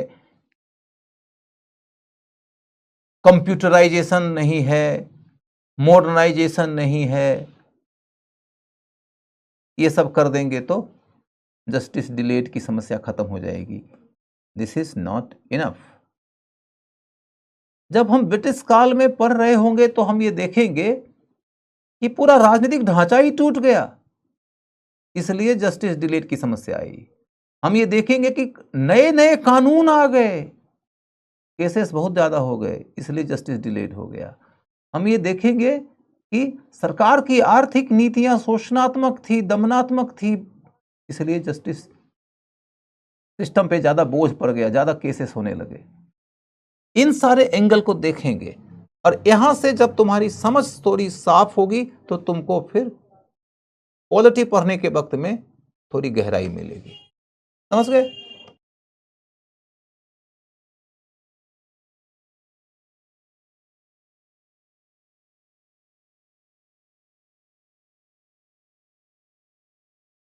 अरे यार, तुम लोग अपने जगह पर राजनीतिक बातें करने लगते हो। तुम लोग अपने जगह पर राजनीतिक बातें मत किया करो कि कौन सर अच्छा पढ़ाए, कौन सर अच्छा नहीं पढ़ाए, इस विषय पर मेरा कहीं कोई हस्तक्षेप नहीं रहता है। मैं इन सब विषयों के ऊपर बिल्कुल नहीं बात करता। टीचर अच्छे हैं, अच्छा ही पढ़ाएंगे, अनुभवी टीचर हैं, अनुभव से पढ़ाएंगे। मैं आप लोगों को ये कह रहा हूं कि जब तुम हिस्ट्री का बैकग्राउंड लेकर पढ़ोगे तो किसी टॉपिक को और ज़्यादा गहराई से समझ पाओगे। ये एक सब्जेक्ट का दूसरे सब्जेक्ट से होने वाला नाता है, इसमें किसी टीचर का जजमेंट लेकर तुम क्यों बैठ जाते हो? इस तरह की बातें दोबारा नहीं करना, इस तरह की बातें दोबारा मत करना। आज के बाद मेरे क्लास में इस तरह की बात मैं सुनना ही नहीं चाहता। मुझे सारे शिक्षक जानते हैं, मैं सारे शिक्षकों को जानता हूँ, सब अच्छे शिक्षक हैं। उन सब शिक्षकों को मैं आज से नहीं जानता हूँ, तुम लोगों ने आज उनको देखा है। मुझे आज के अलावे उनको 10-15 साल से मैं देख रहा हूँ, तो मैं जानता हूँ कि सबके सब अच्छे शिक्षक हैं। आज के बाद इस तरह की बातें मेरे क्लास में मैं सुनना ही नहीं चाहता किसी टीचर के बारे में। मुझे मालूम है कि अच्छे टीचर हैं। तो मैं कह रहा हूँ कि दो सब्जेक्ट एक दूसरे के साथ में कनेक्ट होता है, क्योंकि दो सब्जेक्ट एक दूसरे के साथ में कनेक्ट होता है तो एक सब्जेक्ट का बैकग्राउंड लेकर दूसरे सब्जेक्ट में जाओगे तो दूसरा सब्जेक्ट तुमको और बेहतर तरीके से समझ में आएगा। हिस्ट्री एक ऐसा सब्जेक्ट है, उस सब्जेक्ट का नेचर ऐसा है, क्योंकि उसमें तुमको economy, society, culture, politics, administration सब पढ़ना होता है। कोई सोशल इश्यूज पढ़ते हैं या पढ़ाते हैं तो उनका समाज के ऊपर फोकस होता है। कोई पॉलिटी पढ़ाते हैं, उनका पॉलिटी पे फोकस होता है। कोई इकॉनमी पढ़ाते हैं, उनका इकॉनमी पे फोकस होता है। कोई साइंस पढ़ाते हैं, कोई टेक्नोलॉजी पढ़ाते हैं, उनका साइंस टेक्नोलॉजी पे फोकस होता है। कोई एनवायरनमेंट पढ़ाते हैं, उनका एनवायरनमेंट पे फोकस होता है।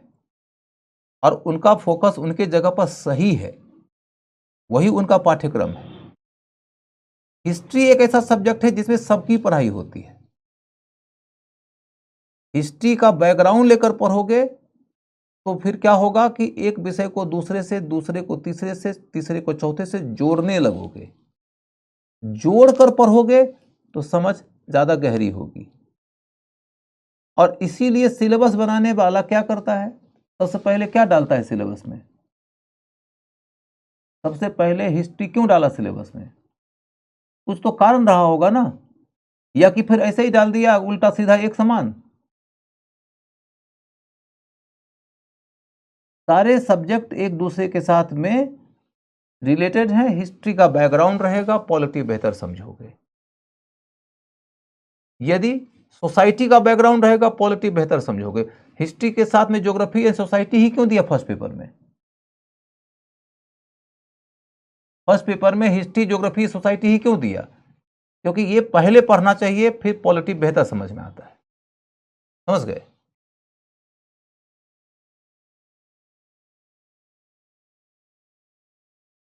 आगे बढ़ो।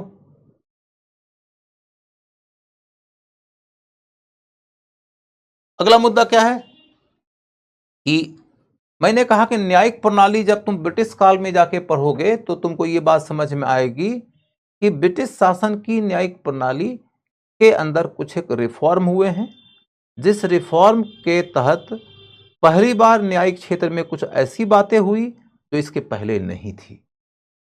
दूसरी बात कि कुछ एक कमियां हो गई। उन दोनों को मिलाकर एक क्वेश्चन पूछा जाएगा और इस क्वेश्चन का आंसर निकालना आसान है। यह मेंस के लिए भी महत्वपूर्ण होगा। इसके बाद तब तीसरा मुद्दा है संवैधानिक सुधार का। संवैधानिक सुधार के ऊपर क्या क्वेश्चन पूछा जाएगा उसकी चर्चा हम लोग तब करेंगे जब हम संवैधानिक सुधार के अंतर्गत जाएंगे। लेकिन संवैधानिक सुधार के ऊपर भी मेंस में क्वेश्चन आ सकता है। जब मैं आपको बोलूं कि मेंस में आ सकता है तो इसका मतलब आप मान के चलिएगा कि हिस्ट्री में तो आएगा, पीटी में तो आएगा ही आएगा।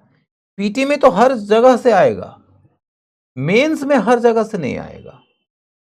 यह मत सोचना कि सर यहां से मेंस में आ सकता है, पीटी में नहीं आ सकता है। पीटी में तो हर जगह से आ सकता है, मेंस में हर जगह से नहीं आ सकता।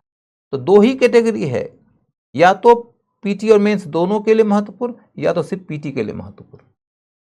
समझ गए? अब अगला मुद्दा क्या है?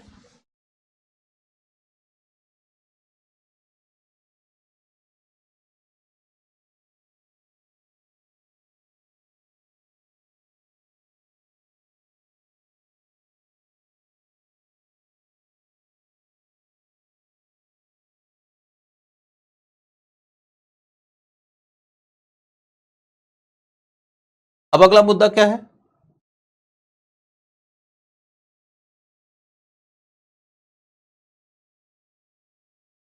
चौथा पॉइंट है कि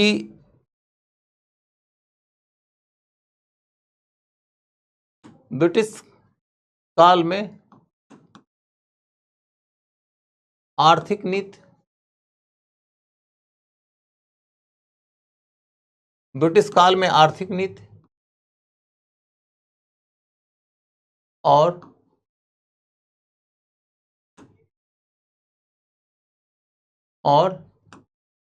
इसका प्रभाव,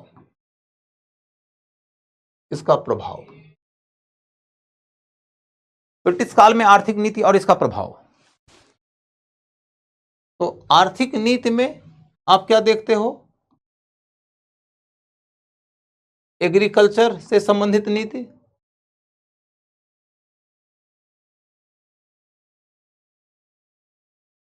इंडस्ट्री से संबंधित नीति,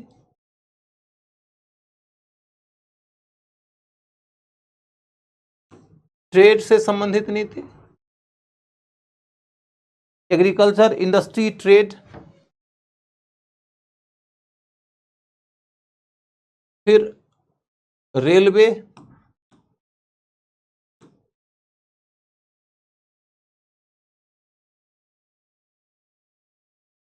फिर धन का निष्कासन,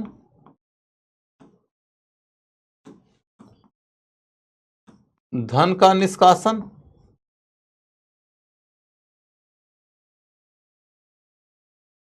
अकाल, अकाल,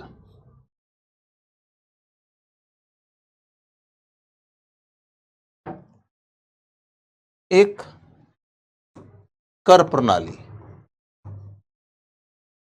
कर प्रणाली,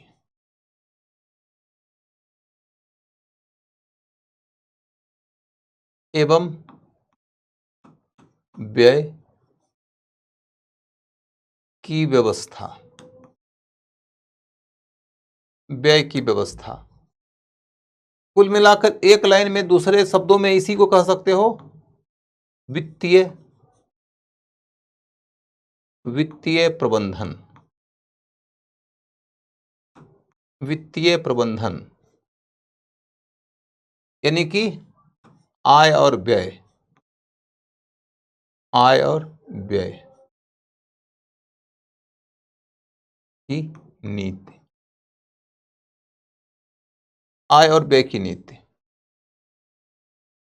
इस टॉपिक के बारे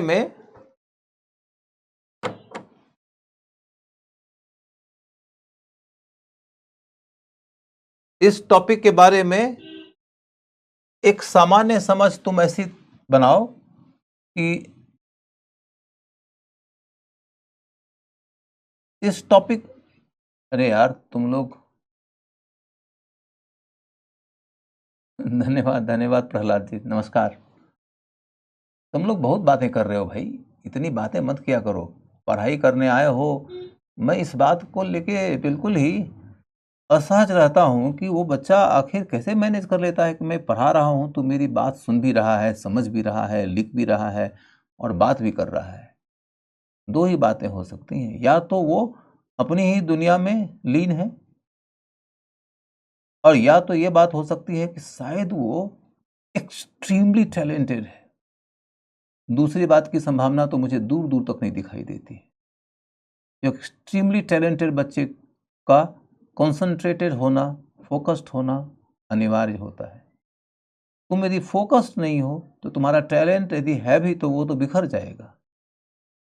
तो stay calm, cool, composed, poised and focused to the classroom। तो अब चल के देखो बच्चों कि अंग्रेजों की आर्थिक नीति पर ध्यान दोगे तो तुमको क्या पता चलेगा कि आखिर अंग्रेज भारत क्यों आए थे। क्या उनको भारत में सत्ता स्थापित करने, भारतीयों पे रूल करने का मोह था? क्या इसका कोई एरोगेंस था? सत्ता की भूख थी? तो ऐसी कोई बात नहीं है। भारत में अंग्रेजों की सत्ता की स्थापना के पीछे का कोई एक और सबसे महत्वपूर्ण कारण यदि कहोगे तो वह है भारत का आर्थिक शोषण करना, भारत से रिसोर्सेस इंग्लैंड की ओर ले जाना, ताकि इंग्लैंड समृद्ध हो जाए भारत के रिसोर्सेस के बल पे। इंग्लैंड के अंदर कोई इंडस्ट्रियल प्रोडक्ट तैयार हुआ है तो उसको भारत में बेचना, भारत में कोई कच्चा माल है तो उसको इंग्लैंड के इंडस्ट्री के लिए यूज करना, भारत से सीधा सीधा धन इंग्लैंड की ओर ले जाना,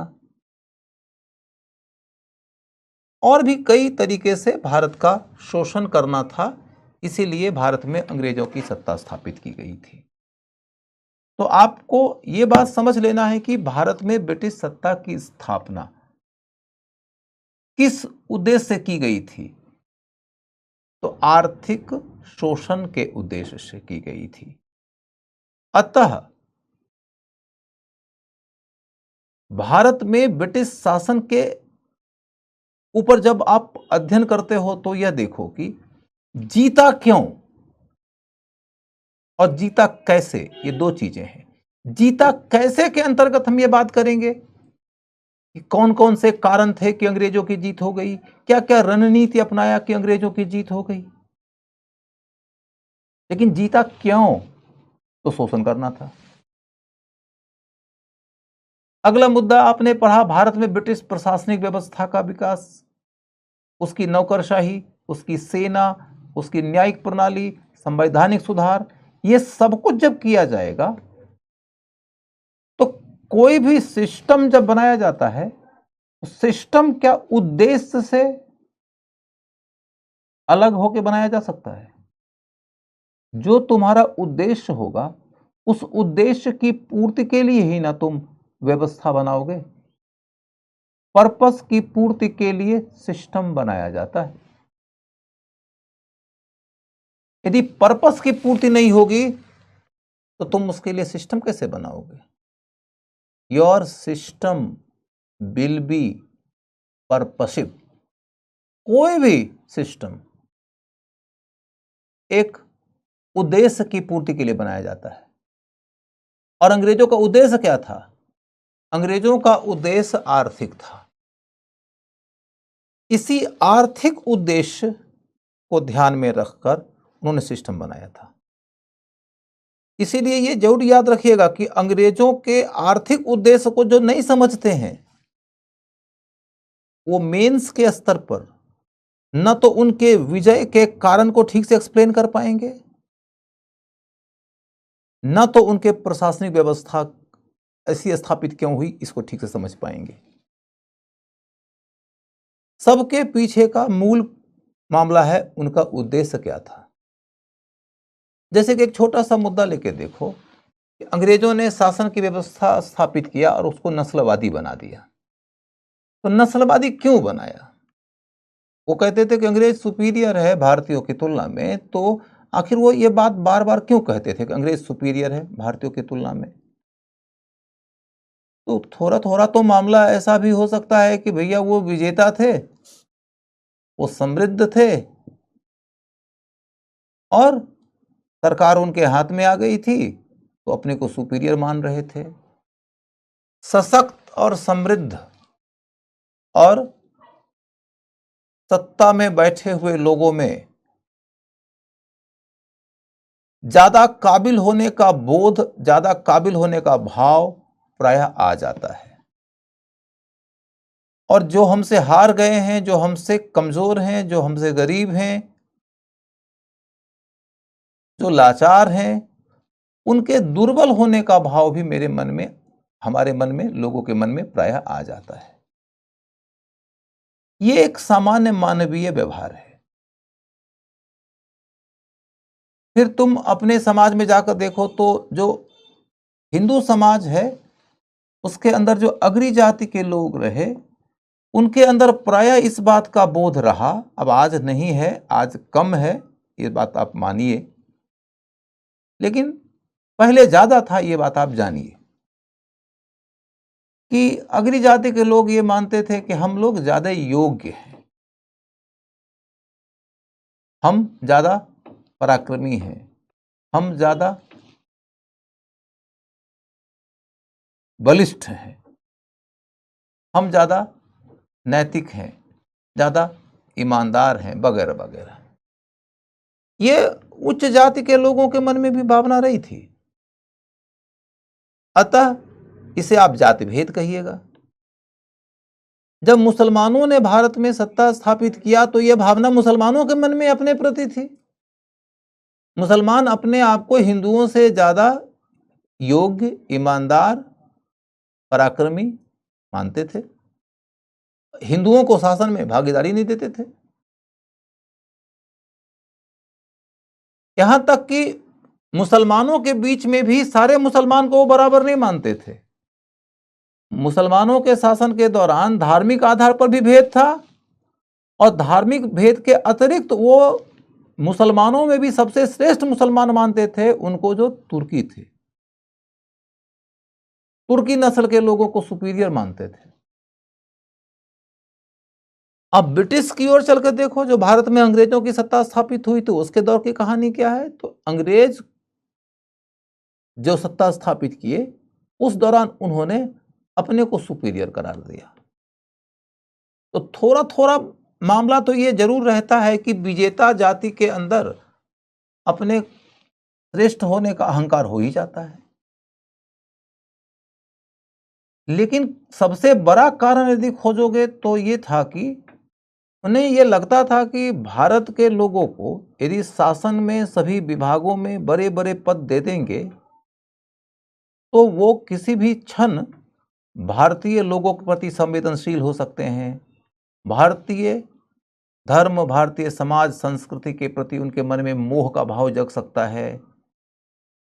उनके मन में राष्ट्रवाद की भावना प्रबल हो जाएगी, तो हमारे खिलाफ विद्रोह हो जाएगा और हम विद्रोह का दमन नहीं कर पाएंगे, हमारी सत्ता ही खत्म हो जाएगी। अतः अच्छा है कि भारत के शासन में जितने बड़े बड़े पद हैं, सैनिक विभाग हो चाहे असैनिक विभाग हो चाहे न्यायिक विभाग हो, कम से कम ऐसे पदों पर तो अंग्रेज ही को बिठा के रखो। नस्ल भेद का सबसे बड़ा कारण था साम्राज्यवादी व्यवस्था को बना के रखने की जरूरत, क्योंकि साम्राज्यवादी व्यवस्था शोषण पर आधारित थी। अंग्रेजों के आर्थिक हितों की पूर्ति के लिए बनाई गई थी और उसी हित की पूर्ति के लिए उन्होंने भारत को जीता भी था और उसी हित की पूर्ति के लिए उन्होंने शासन की व्यवस्था भी स्थापित किया था। तो इन तीनों ही बिंदुओं को एक दूसरे के साथ जोड़कर समझना जरूरी है। तो आपके दिमाग में यह कॉन्सेप्ट होना जरूरी है कि there is a golden triangle, purpose economic था, उसी इकोनॉमिक पर्पस की पूर्ति के लिए इन्होंने भारत को जीता और उसी इकोनॉमिक पर्पस की पूर्ति के लिए उन्होंने भारत पे रूल किया और इसके लिए एडमिनिस्ट्रेटिव सिस्टम बनाया।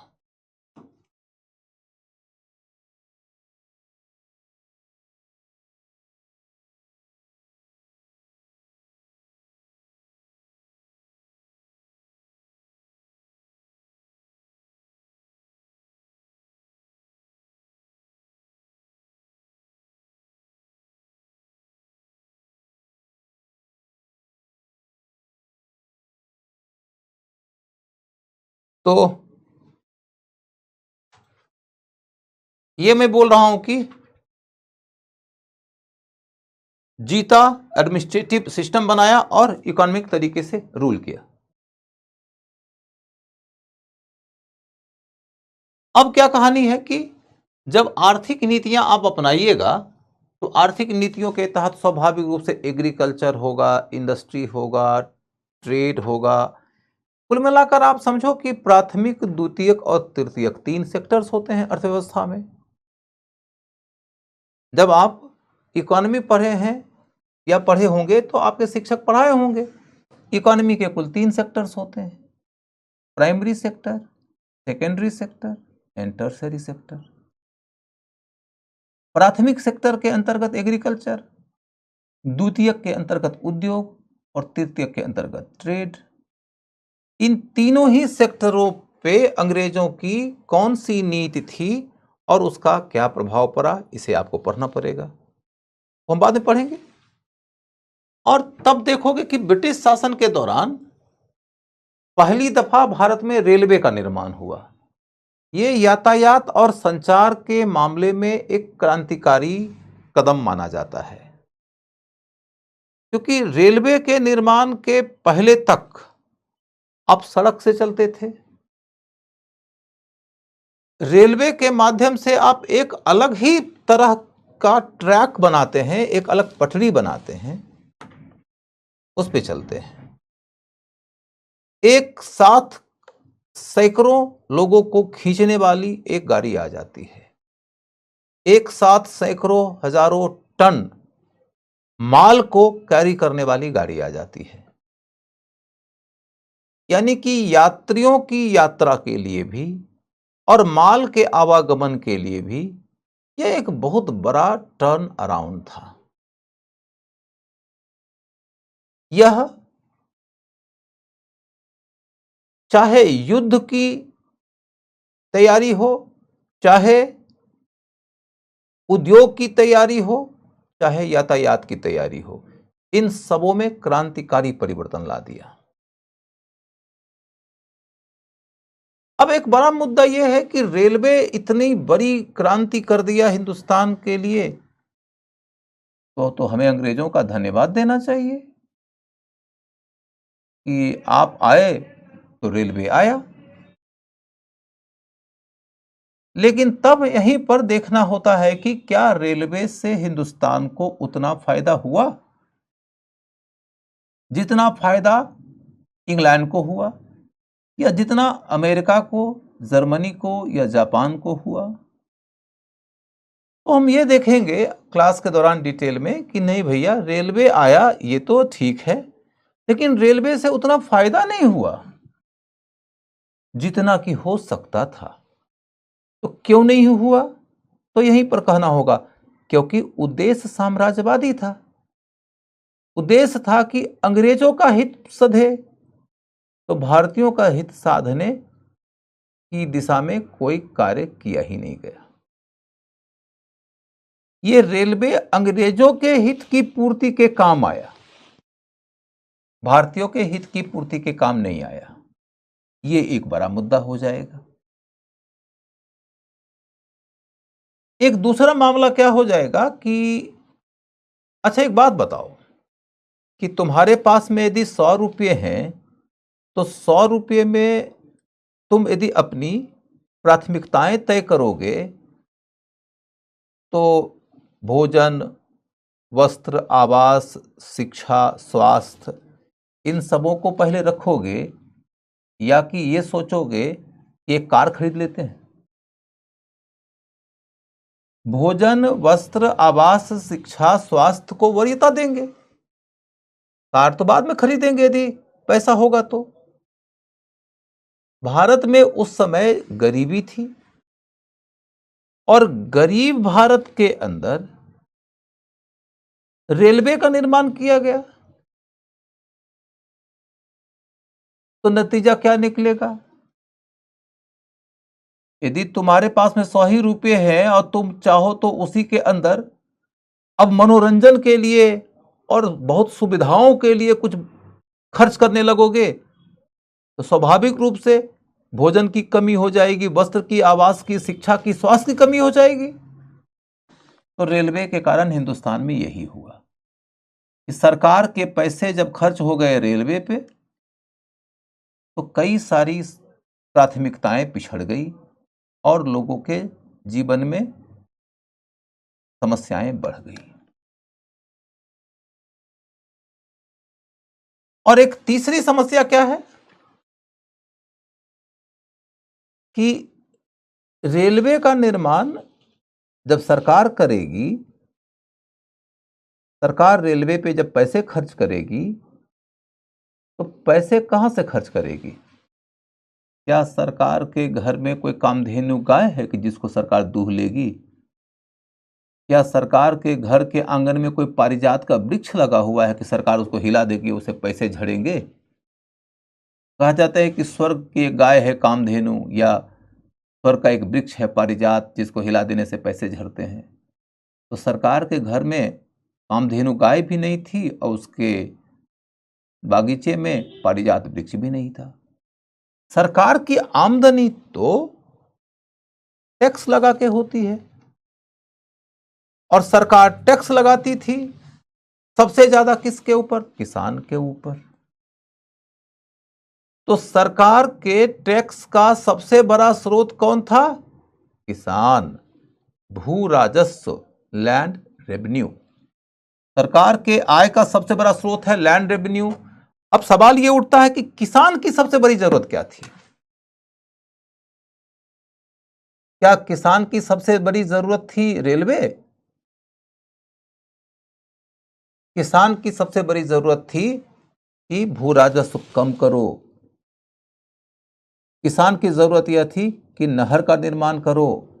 किसान की जरूरत यह थी कि उर्वरक का विकास करो।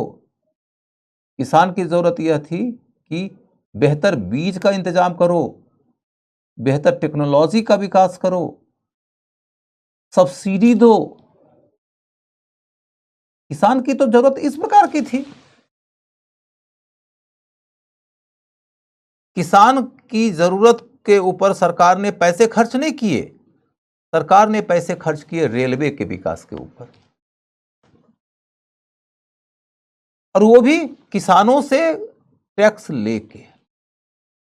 उन किसानों से ज्यादा टैक्स लेके जो किसान ऑलरेडी गरीबी का शिकार थे, धीरे धीरे उनकी भूमि उनके हाथ से छिन रही थी, जो बड़े पैमाने पे अब अकाल का शिकार हो गए थे, उन किसानों के ऊपर ज्यादा टैक्स लगा के सरकार ने रेलवे का निर्माण किया। अच्छा बच्चों, आप लोग एक बात ध्यान रखना, अभी जो मैं समझा रहा हूं इसको लिखना जरूरी नहीं है, मैं इन सारे टॉपिक्स में जाऊंगा। मैं आपको आज के क्लास में सिर्फ सिलेबस से परिचय दे रहा हूं, तो आप लोग ये मत समझना कि सर जो बोल रहे हैं वो लिखवा तो नहीं रहे हैं। मैं टॉपिक के अंदर जाऊंगा और एक एक पॉइंट लिखवाऊंगा, तो जस्ट डोंट माइंड कि अभी लिखवा तो नहीं रहा हूं।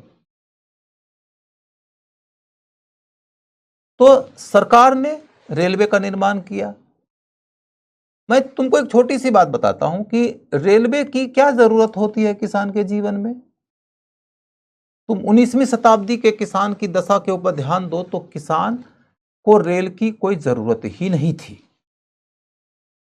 और इसीलिए कभी कभी कोई दुर्लभ केस में ही किसान कभी रेलवे का उपयोग करता था, अदरवाइज किसान रेलवे का उपयोग ही नहीं करता था।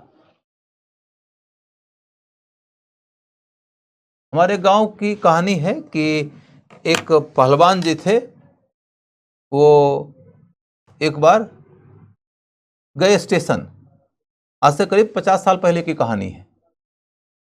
स्टेशन गए तो सबसे पहले जैसे ही वो ट्रेन पर चढ़े उसी समय ट्रेन खुली। ये ट्रेन के ऊपर पांव रखे और ट्रेन उसी समय खुली थी, तो जब ट्रेन खुलती है तो ट्रेन हिलती है। वो तुरंत उतर गए, बोला हमरा लोड नहीं ले पा रहा है रे, ये हमरा लोड लेगा, हम पहलवान आदमी हैं। तो हमारे गांव के किसान को ट्रेन की इतनी समझ है कि उनको ये लगा कि हम पहलवान आदमी हैं, ये ट्रेन हमरा लोड नहीं ले पा रहा है।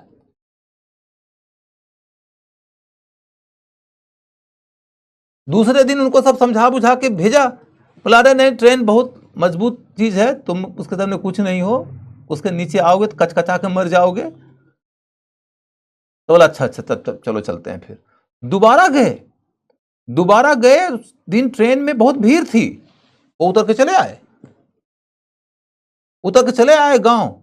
फिर लोग पूछा कि गए नहीं, बोला तो सीट ही नहीं मिल रहा बैठने के लिए, तो टिकट रहते हुए हम खड़ा होकर जाएंगे, टिकट ले ही लिए हैं तो जाएंगे दूसरे दिन। माने उनको इतना नहीं पता था कि टिकट उसी दिन का होता है, अगले दिन ये टिकट वैलिड नहीं होगा। गांव के किसानों के जीवन में ट्रेन का इतना ही स्थान होता है कि उनको 20वीं शताब्दी के सेकेंड हाफ में भी ट्रेन की इतनी ही कम समझ थी। 20वीं शताब्दी के सेकेंड हाफ में भी ट्रेन की उनको इतनी ही समझ थी। गांव के किसान के लिए रेलवे का इतना ही दूर तक का नाता होता है।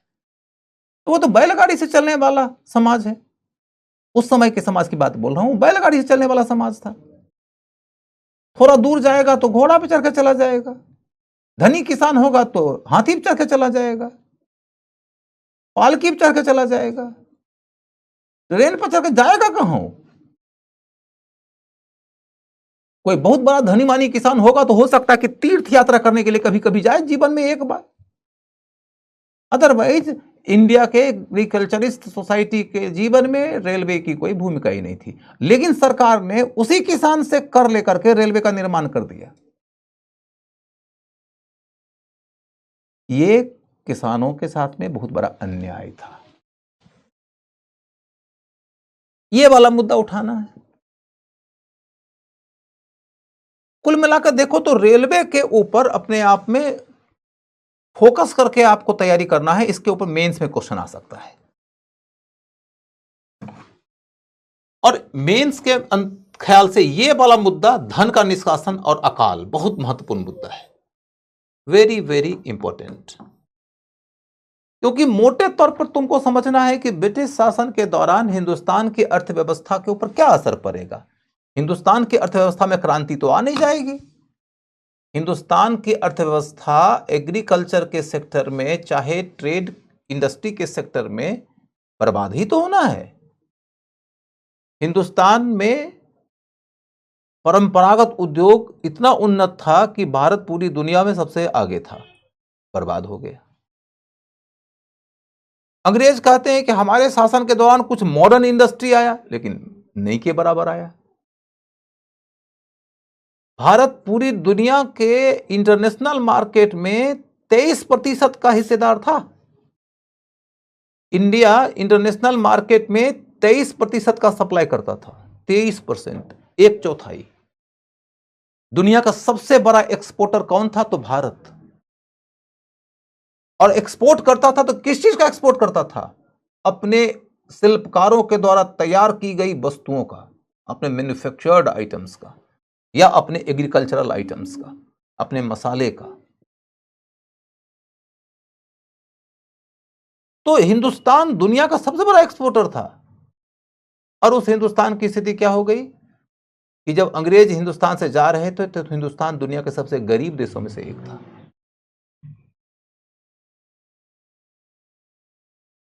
जब हिंदुस्तान से अंग्रेज गए थे तो हिंदुस्तान में अंग्रेजों के शासन के दौरान तकरीबन 5 करोड़ लोग सिर्फ अकाल से मर गए थे। जब अंग्रेज हिंदुस्तान से गए थे तो हिंदुस्तान की कुल साक्षरता का दर मात्र 12% था। जब अंग्रेज हिंदुस्तान से गए थे तो हिंदुस्तान एक ऐसे देश की तरह हो गया था जिस देश के अंदर एग्रीकल्चर पिछड़ा हुआ, इंडस्ट्री पिछड़ा हुआ। हेलो एवरीबॉडी, क्या अभी मैं आपको प्रॉपरली ऑडिबल और विजिबल हूं? क्या मैं आप लोगों को अभी प्रॉपरली ऑडिबल एंड विजिबल हूं?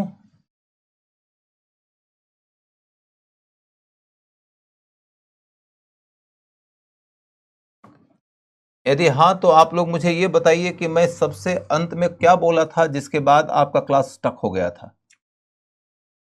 क्लास के स्टक होने के ठीक पहले सबसे अंतिम लाइन क्या मैंने बोला था, आप मुझे ये बता दें ताकि मैं उसके आगे ले चलूं। धन्यवाद बच्चों, मैंने आपका कमेंट देख लिया। अब मुझे वो बता दीजिए कि सबसे लास्ट लाइन क्या बोला था।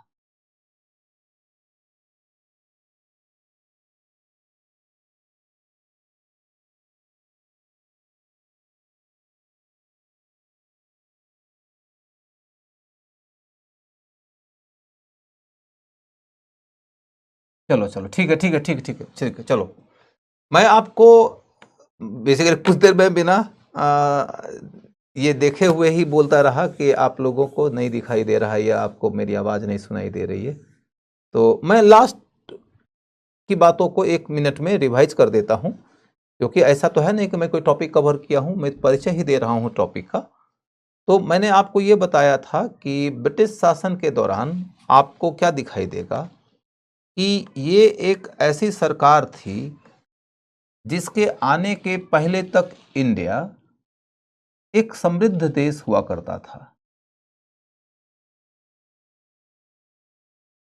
इनके आने के पहले तक इंडिया इंडस्ट्री में दुनिया में नंबर 1 था और इंडिया विश्व व्यापार में 23% एक्सपोर्ट का हिस्सेदार था। इंडिया के लोगों में जो आर्थिक साधन थे उसमें एक तरफ एग्रीकल्चर था, एक तरफ इंडस्ट्री था, एक तरफ ट्रेड था। तो इंडस्ट्री और ट्रेड इंडिया के लोगों के आजीविका का एक बड़ा स्रोत था। लेकिन ब्रिटिश शासन के दौरान क्या हुआ कि इंडिया का एग्रीकल्चर भी तबाह हुआ, इंडिया के परंपरागत उद्योग की बर्बादी हो गई। इंडिया एक ऐसे ट्रेड का हिस्सेदार हो गया जिसमें इंडिया सिर्फ और सिर्फ इंपोर्ट करता है और यदि एक्सपोर्ट करता है तो ज्यादातर कच्चे माल का। पहले क्या एक्सपोर्ट करता था? अपने उद्योगपतियों के द्वारा तैयार किए गए माल का। अब क्या करता है? कच्चे माल का। और दूसरे देश के उद्योगपतियों के द्वारा तैयार किए गए माल को इंपोर्ट करता है। नतीजा क्या निकला? हिंदुस्तान में गरीबी, बेरोजगारी, और जब गरीबी होगी, बेरोजगारी होगी, तो स्वाभाविक रूप से जीवन स्तर नीचे गिरेगा। जीवन स्तर नीचे गिरा, साक्षरता का स्तर नीचे गिर गया। अंग्रेज जब गए थे तो मात्र 12% की साक्षरता थी, और अकाल की तो इतनी भयावहता कि ब्रिटिश शासन के दौरान करीब 5 करोड़ लोग अकाल से मर गए थे। तो इस पूरे टॉपिक से आपको जो पढ़ना है वो ये कि ब्रिटिश सरकार के दौरान भारत में उनकी आर्थिक नीति क्या थी और उस आर्थिक नीति का प्रभाव क्या था। इसके तहत पीटी और मेंस दोनों में क्वेश्चन पूछे जा सकते हैं। 2013 में मेंस में क्वेश्चन आया है ब्रिटिश सरकार की आर्थिक नीतियों के प्रभाव। उसके बाद क्वेश्चन आया है रेलवे पर, और फिर आया है अकाल पे। तो आप समझ सकते हो कि ये टॉपिक बहुत महत्वपूर्ण है। समझ गए? अब हम अगले टॉपिक की ओर मूव कर रहे थे और हमने कहा था कि हमारा 5वां टॉपिक है। पहला टॉपिक था यूरोपीय कंपनियों का आगमन, दूसरा टॉपिक था ब्रिटिश कंपनी की जीत, तीसरा था उनकी प्रशासनिक संवैधानिक व्यवस्था, उसके बाद अगला टॉपिक चौथा था आर्थिक नीति और प्रभाव, और 5वां टॉपिक है ब्रिटिश शासन के दौर में सामाजिक और सांस्कृतिक सुधार। इसके तहत आप देखते हो एक मुद्दा है शिक्षा, एक मुद्दा है समाज सुधार के सरकार के द्वारा बनाए गए अधिनियम, और तीसरा है ईसाई धर्म का प्रसार। ईसाई धर्म का प्रसार, ईसाई धर्म का प्रसार, और चौथा है सुधार आंदोलन। सुधार आंदोलन, सुधार आंदोलन।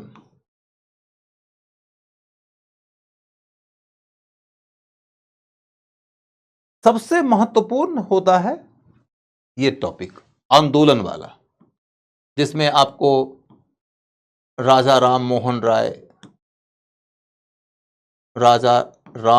राय, दयानंद सरस्वती,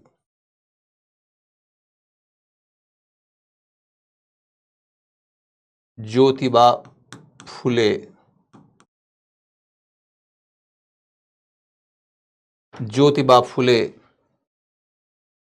श्री नारायण गुरु, इनका अध्ययन करना है। विवेकानंद,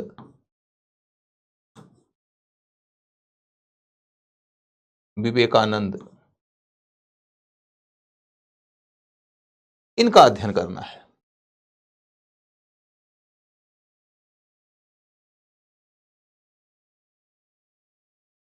तो इस टॉपिक को जब आप पढ़ोगे तो मोटे तौर पर जिस एक जगह पर आपका ध्यान केंद्रित होगा वो ये कि भारत आखिर अंग्रेजों से हार तो गया ही था। जब अंग्रेजों से हार गया तो एक बड़ा प्रश्न खड़ा हुआ कि वो कौन सी कमियां थी हमारे समाज में कि हम पिछड़ गए। हम अपने समाज की बुराइयों की पहचान किए और उन बुराइयों की पहचान करके उसके अंदर सुधार की शुरुआत की, जिसके आधार पर हम अपना समाज बेहतर बना सके, हम अपने को मॉडर्न समाज में तब्दील करने में कामयाब हो सके। समाज के अंदर की बुराइयों को ठीक करने के लिए कुछ कानून भी बनाए गए जो सरकार की तरफ से बनाए गए, और समाज की बुराइयों को ठीक करने के लिए समाज को जागरूक करने की कोशिश भी की गई जो आंदोलनकारियों के द्वारा की गई। उसके लिए उन्होंने साहित्य भी लिखा, उसके लिए उन्होंने संस्थाओं का भी निर्माण किया, उसके लिए उन्होंने संस्थाओं के माध्यम से समाज के लोगों को विभिन्न मसलों पे जागरूक करने की कोशिश किया। सती प्रथा को रोकने के मामले में, चाहे विधवा के पुनर्विवाह के मामले में, चाहे बाल विवाह को रोकने के मामले में, चाहे जाति भेद को रोकने के मामले में, समाज को जागरूक करने की कोशिश किया। मोटे तौर पर देखोगे तो आपको यह पता चले कि भारतीय समाज में, पर्टिकुलरली हिंदू समाज में, दो समस्याओं को केंद्रीय माना गया। एक है लिंग भेद और एक है जाति भेद। इन दोनों को इस तरीके से देखा गया कि इसमें एक शोषक है, एक शोषित है। अपर कास्ट वाला शोषक है, लोअर कास्ट वाला शोषित है। पुरुष शोषक है, महिला शोषित है। यही समस्या है। और समाधान के रूप में क्या देखा गया? समाधान के रूप में देखा गया कि समानता की स्थापना हो जानी चाहिए। मानव और मानव के बीच में मानवीय संबंध होना चाहिए। मानवीय संबंध का मतलब कि हम तुम्हारी श्रेष्ठता इसलिए नहीं मान लेंगे कि तुम अग्री जाति के हो और कोई पिछड़ी जाति का हो के छोटा नहीं हो जाएगा। जाति से कोई बड़ा नहीं होता, जाति से कोई छोटा नहीं होता। मानव होने के नाते तुम भी मानव, हम भी मानव, हम दोनों बराबर के हैं। ऐसा ही समाज गढ़ना चाहिए। ये किसने कहा? समाज सुधारकों ने कहा। महिलाओं के लिए भी तमाम प्रकार की बराबरी की बातें शुरू हो गई। तो समझो कि समाज सुधार आंदोलन की मूल प्रवृत्ति क्या थी? तो ये थी कि मानव को मानव समझो, मानव का मानव के साथ में संबंध मानवीय आधार पर तय करो, उनको अधिक से अधिक स्वतंत्रता दो और उनके बीच में अधिक से अधिक समानता बहाल करो। यही है समाज सुधार आंदोलन की मुख्य प्रवृत्ति। बाकी डिटेल तो हम लोग बाद में पढ़ेंगे। इसके बाद देखोगे कि इसी के साथ में अगला मुद्दा आता है कि जब सरकार हिंदुस्तान में स्थापित हो गई, शोषण कर लिया, शोषण के तमाम बुरे परिणाम सामने आ गए और हिंदुस्तान के लोग अब आधुनिक चेतना से प्रेरित भी हो गए। उनके अंदर आधुनिक शिक्षा भी आ गई। आधुनिक शिक्षा के कारण वो यूरोप में जिन रास्तों से आधुनिकता आई थी उन सारे विचारों को भी पढ़ लिए। स्वतंत्रता का विचार, समानता का विचार, राष्ट्रवाद का विचार, लोकतंत्र का विचार, ये भी भारतीय लोगों ने पढ़ लिया। उनके दिमाग में अब अंग्रेजों के शोषण के खिलाफ विरोध की भावना प्रबल होने लगी और इसी विरोध के रास्ते आगे चलकर राष्ट्रीय आंदोलन उभर के आ जाता है। तो अब आप क्या देखते हो कि जब तुम पढ़ते हो अंग्रेजी शासन तो तुमको सबसे पहले सोचना है शोषण, भेदभाव और दमन। ये तीन लक्षण साम्राज्यवादी शासन के होते हैं। साम्राज्यवादी शासन के होते हैं। जब तुम साम्राज्यवादी शासन पढ़ोगे, साम्राज्यवादी शासन जैसे ही कोई बोले उसका मतलब समझना कि उसमें शोषण जरूर होगा, उसमें भेदभाव जरूर होगा, उसमें दमन जरूर होगा। क्योंकि शोषण करना है तो शोषण की व्यवस्था को लंबी आयु देने के लिए सत्ता अंग्रेजों के हाथ में रखना जरूरी है, तो भेदभाव तो होगा ही होगा। नस्ल भेद साम्राज्यवादी हितों की पूर्ति के लिए जरूरी था, ऐसे समझना। और यदि शोषण होगा तो विरोध भी होगा, विरोध होगा तो दमन भी होगा। तो साम्राज्यवादी शासन में तीन बातें तो होती ही होती हैं। शोषण, भेदभाव, दमन। और जब ये तीनों बातें होगी, सवाल ये उठता है कि शोषक किसी समाज का शोषण करके उस पर कितने समय तक शासन कर सकता है? शोषित कितने दिनों तक शोषित रह सकता है? विरोध की भावना तो उभरेगी, वही भावना आगे चलकर जब संगठित हो जाएगी, सशक्त हो जाएगी, तो उसके माध्यम से सत्ता को समाप्त करने के लिए संघर्ष बहुत सशक्त हो जाएगा। वही है राष्ट्रीय आंदोलन। तो आपसे कोई पूछेगा कि भारत में राष्ट्रीय आंदोलन की शुरुआत आखिर क्यों हुई, तो हम क्या कहेंगे कि इन सब के कारण असंतोष था, असंतोष था, आक्रोश था,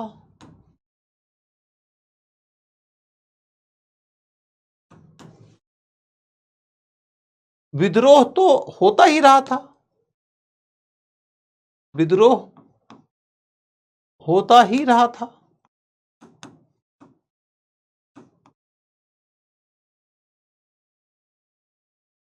कहीं कृषक विद्रोह हुआ, कहीं जनजातीय विद्रोह हुआ,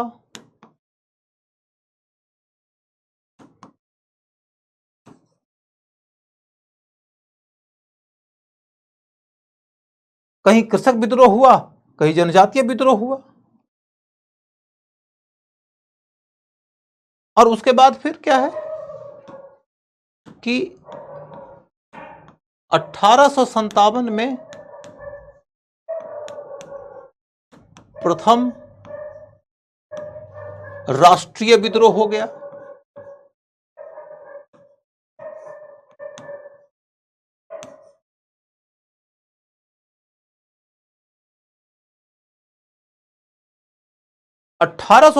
ईस्वी में प्रथम राष्ट्रीय विद्रोह हो गया।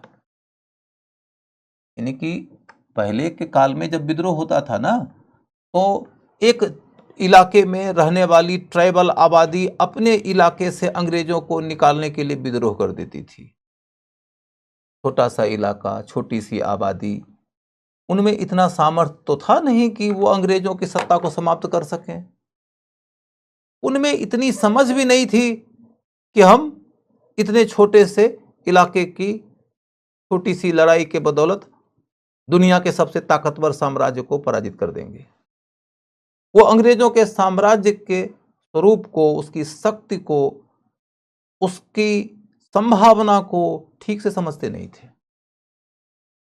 इसीलिए उनका विद्रोह बार बार होता रहता था और विद्रोह का दमन हो जाता था। लेकिन इतनी बात तो स्पष्ट है कि भारतीय समाज के अंदर उनके शोषण, उनके नस्लभेद, उनके दमन के विरुद्ध आक्रोश था और विद्रोह होता रहता था। कभी किसानों ने किया, कभी जनजातियों ने किया। 57 के विद्रोह की तो खास बात यह है कि यह राष्ट्रीय विद्रोह था, क्योंकि इस विद्रोह की सबसे पहली खास बात क्या थी? इन्होंने ये तय किया था कि हम भारत से अंग्रेजों को निकालेंगे। ये नहीं कि किसी एक इलाके से अंग्रेजों को निकाल देंगे। इनका पहला घोषित लक्ष्य था पूरे भारत से अंग्रेजों को निकालना।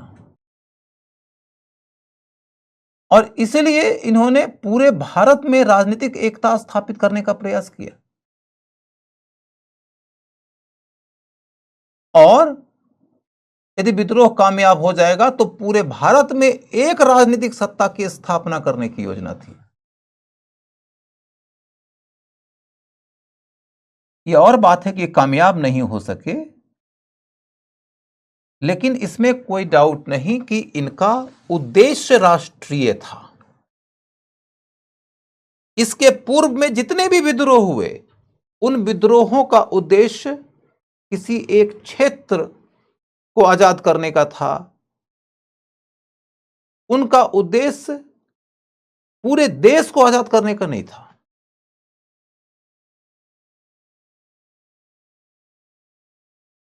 इसके पूर्व में कुछ विद्रोह ऐसे भी हुए थे जो किसी एक खास कारण से नाराज थे, यदि उस कारण का समाधान निकल जाएगा तो विद्रोह रुक जाएगा।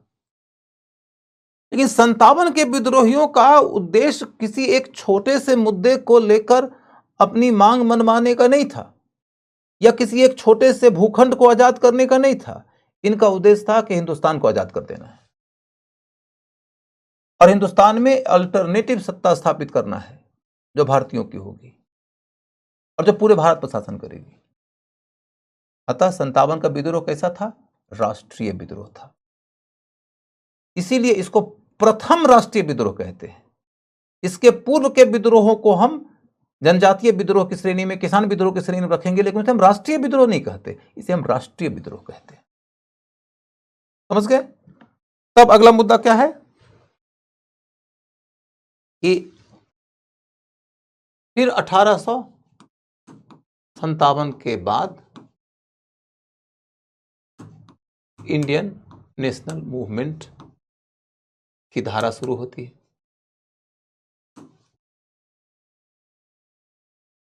1857 के बाद जो इंडियन नेशनल मूवमेंट की धारा शुरू होती है, उसके तहत क्या देखते हो आप कि 1885 तक कोई अखिल भारतीय संगठन ऐसा नहीं था जो राष्ट्रीय आंदोलन चलाए। कोई अखिल भारतीय संगठन ऐसा नहीं था जो राष्ट्रीय आंदोलन चलाए।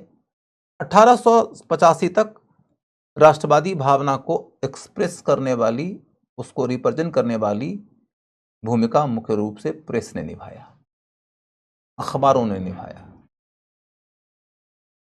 उन्होंने ही सरकार की नीतियों की आलोचना किया, सरकार के सामने अल्टरनेटिव कार्यक्रम रखा, भारत के लोगों को सरकार के विरुद्ध जागरूक करने की कोशिश किया, आदि आदि। 1885 ईस्वी में कांग्रेस बन गई और इसके बाद 1947 में देश आजाद हुआ।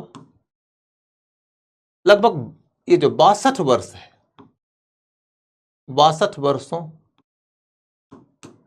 का संघर्ष इनके नेतृत्व में चला। 62 वर्षों का संघर्ष इनके नेतृत्व में चला।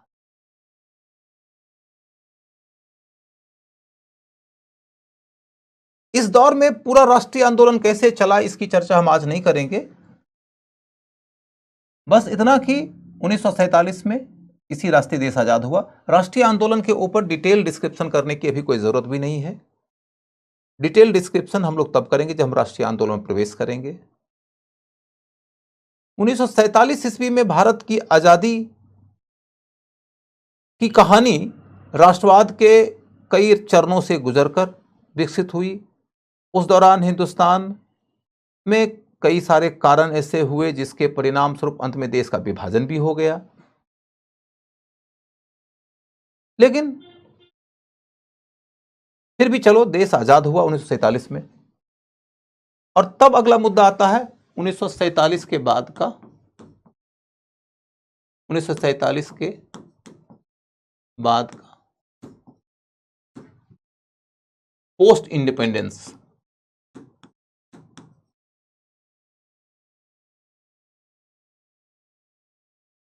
का इतिहास।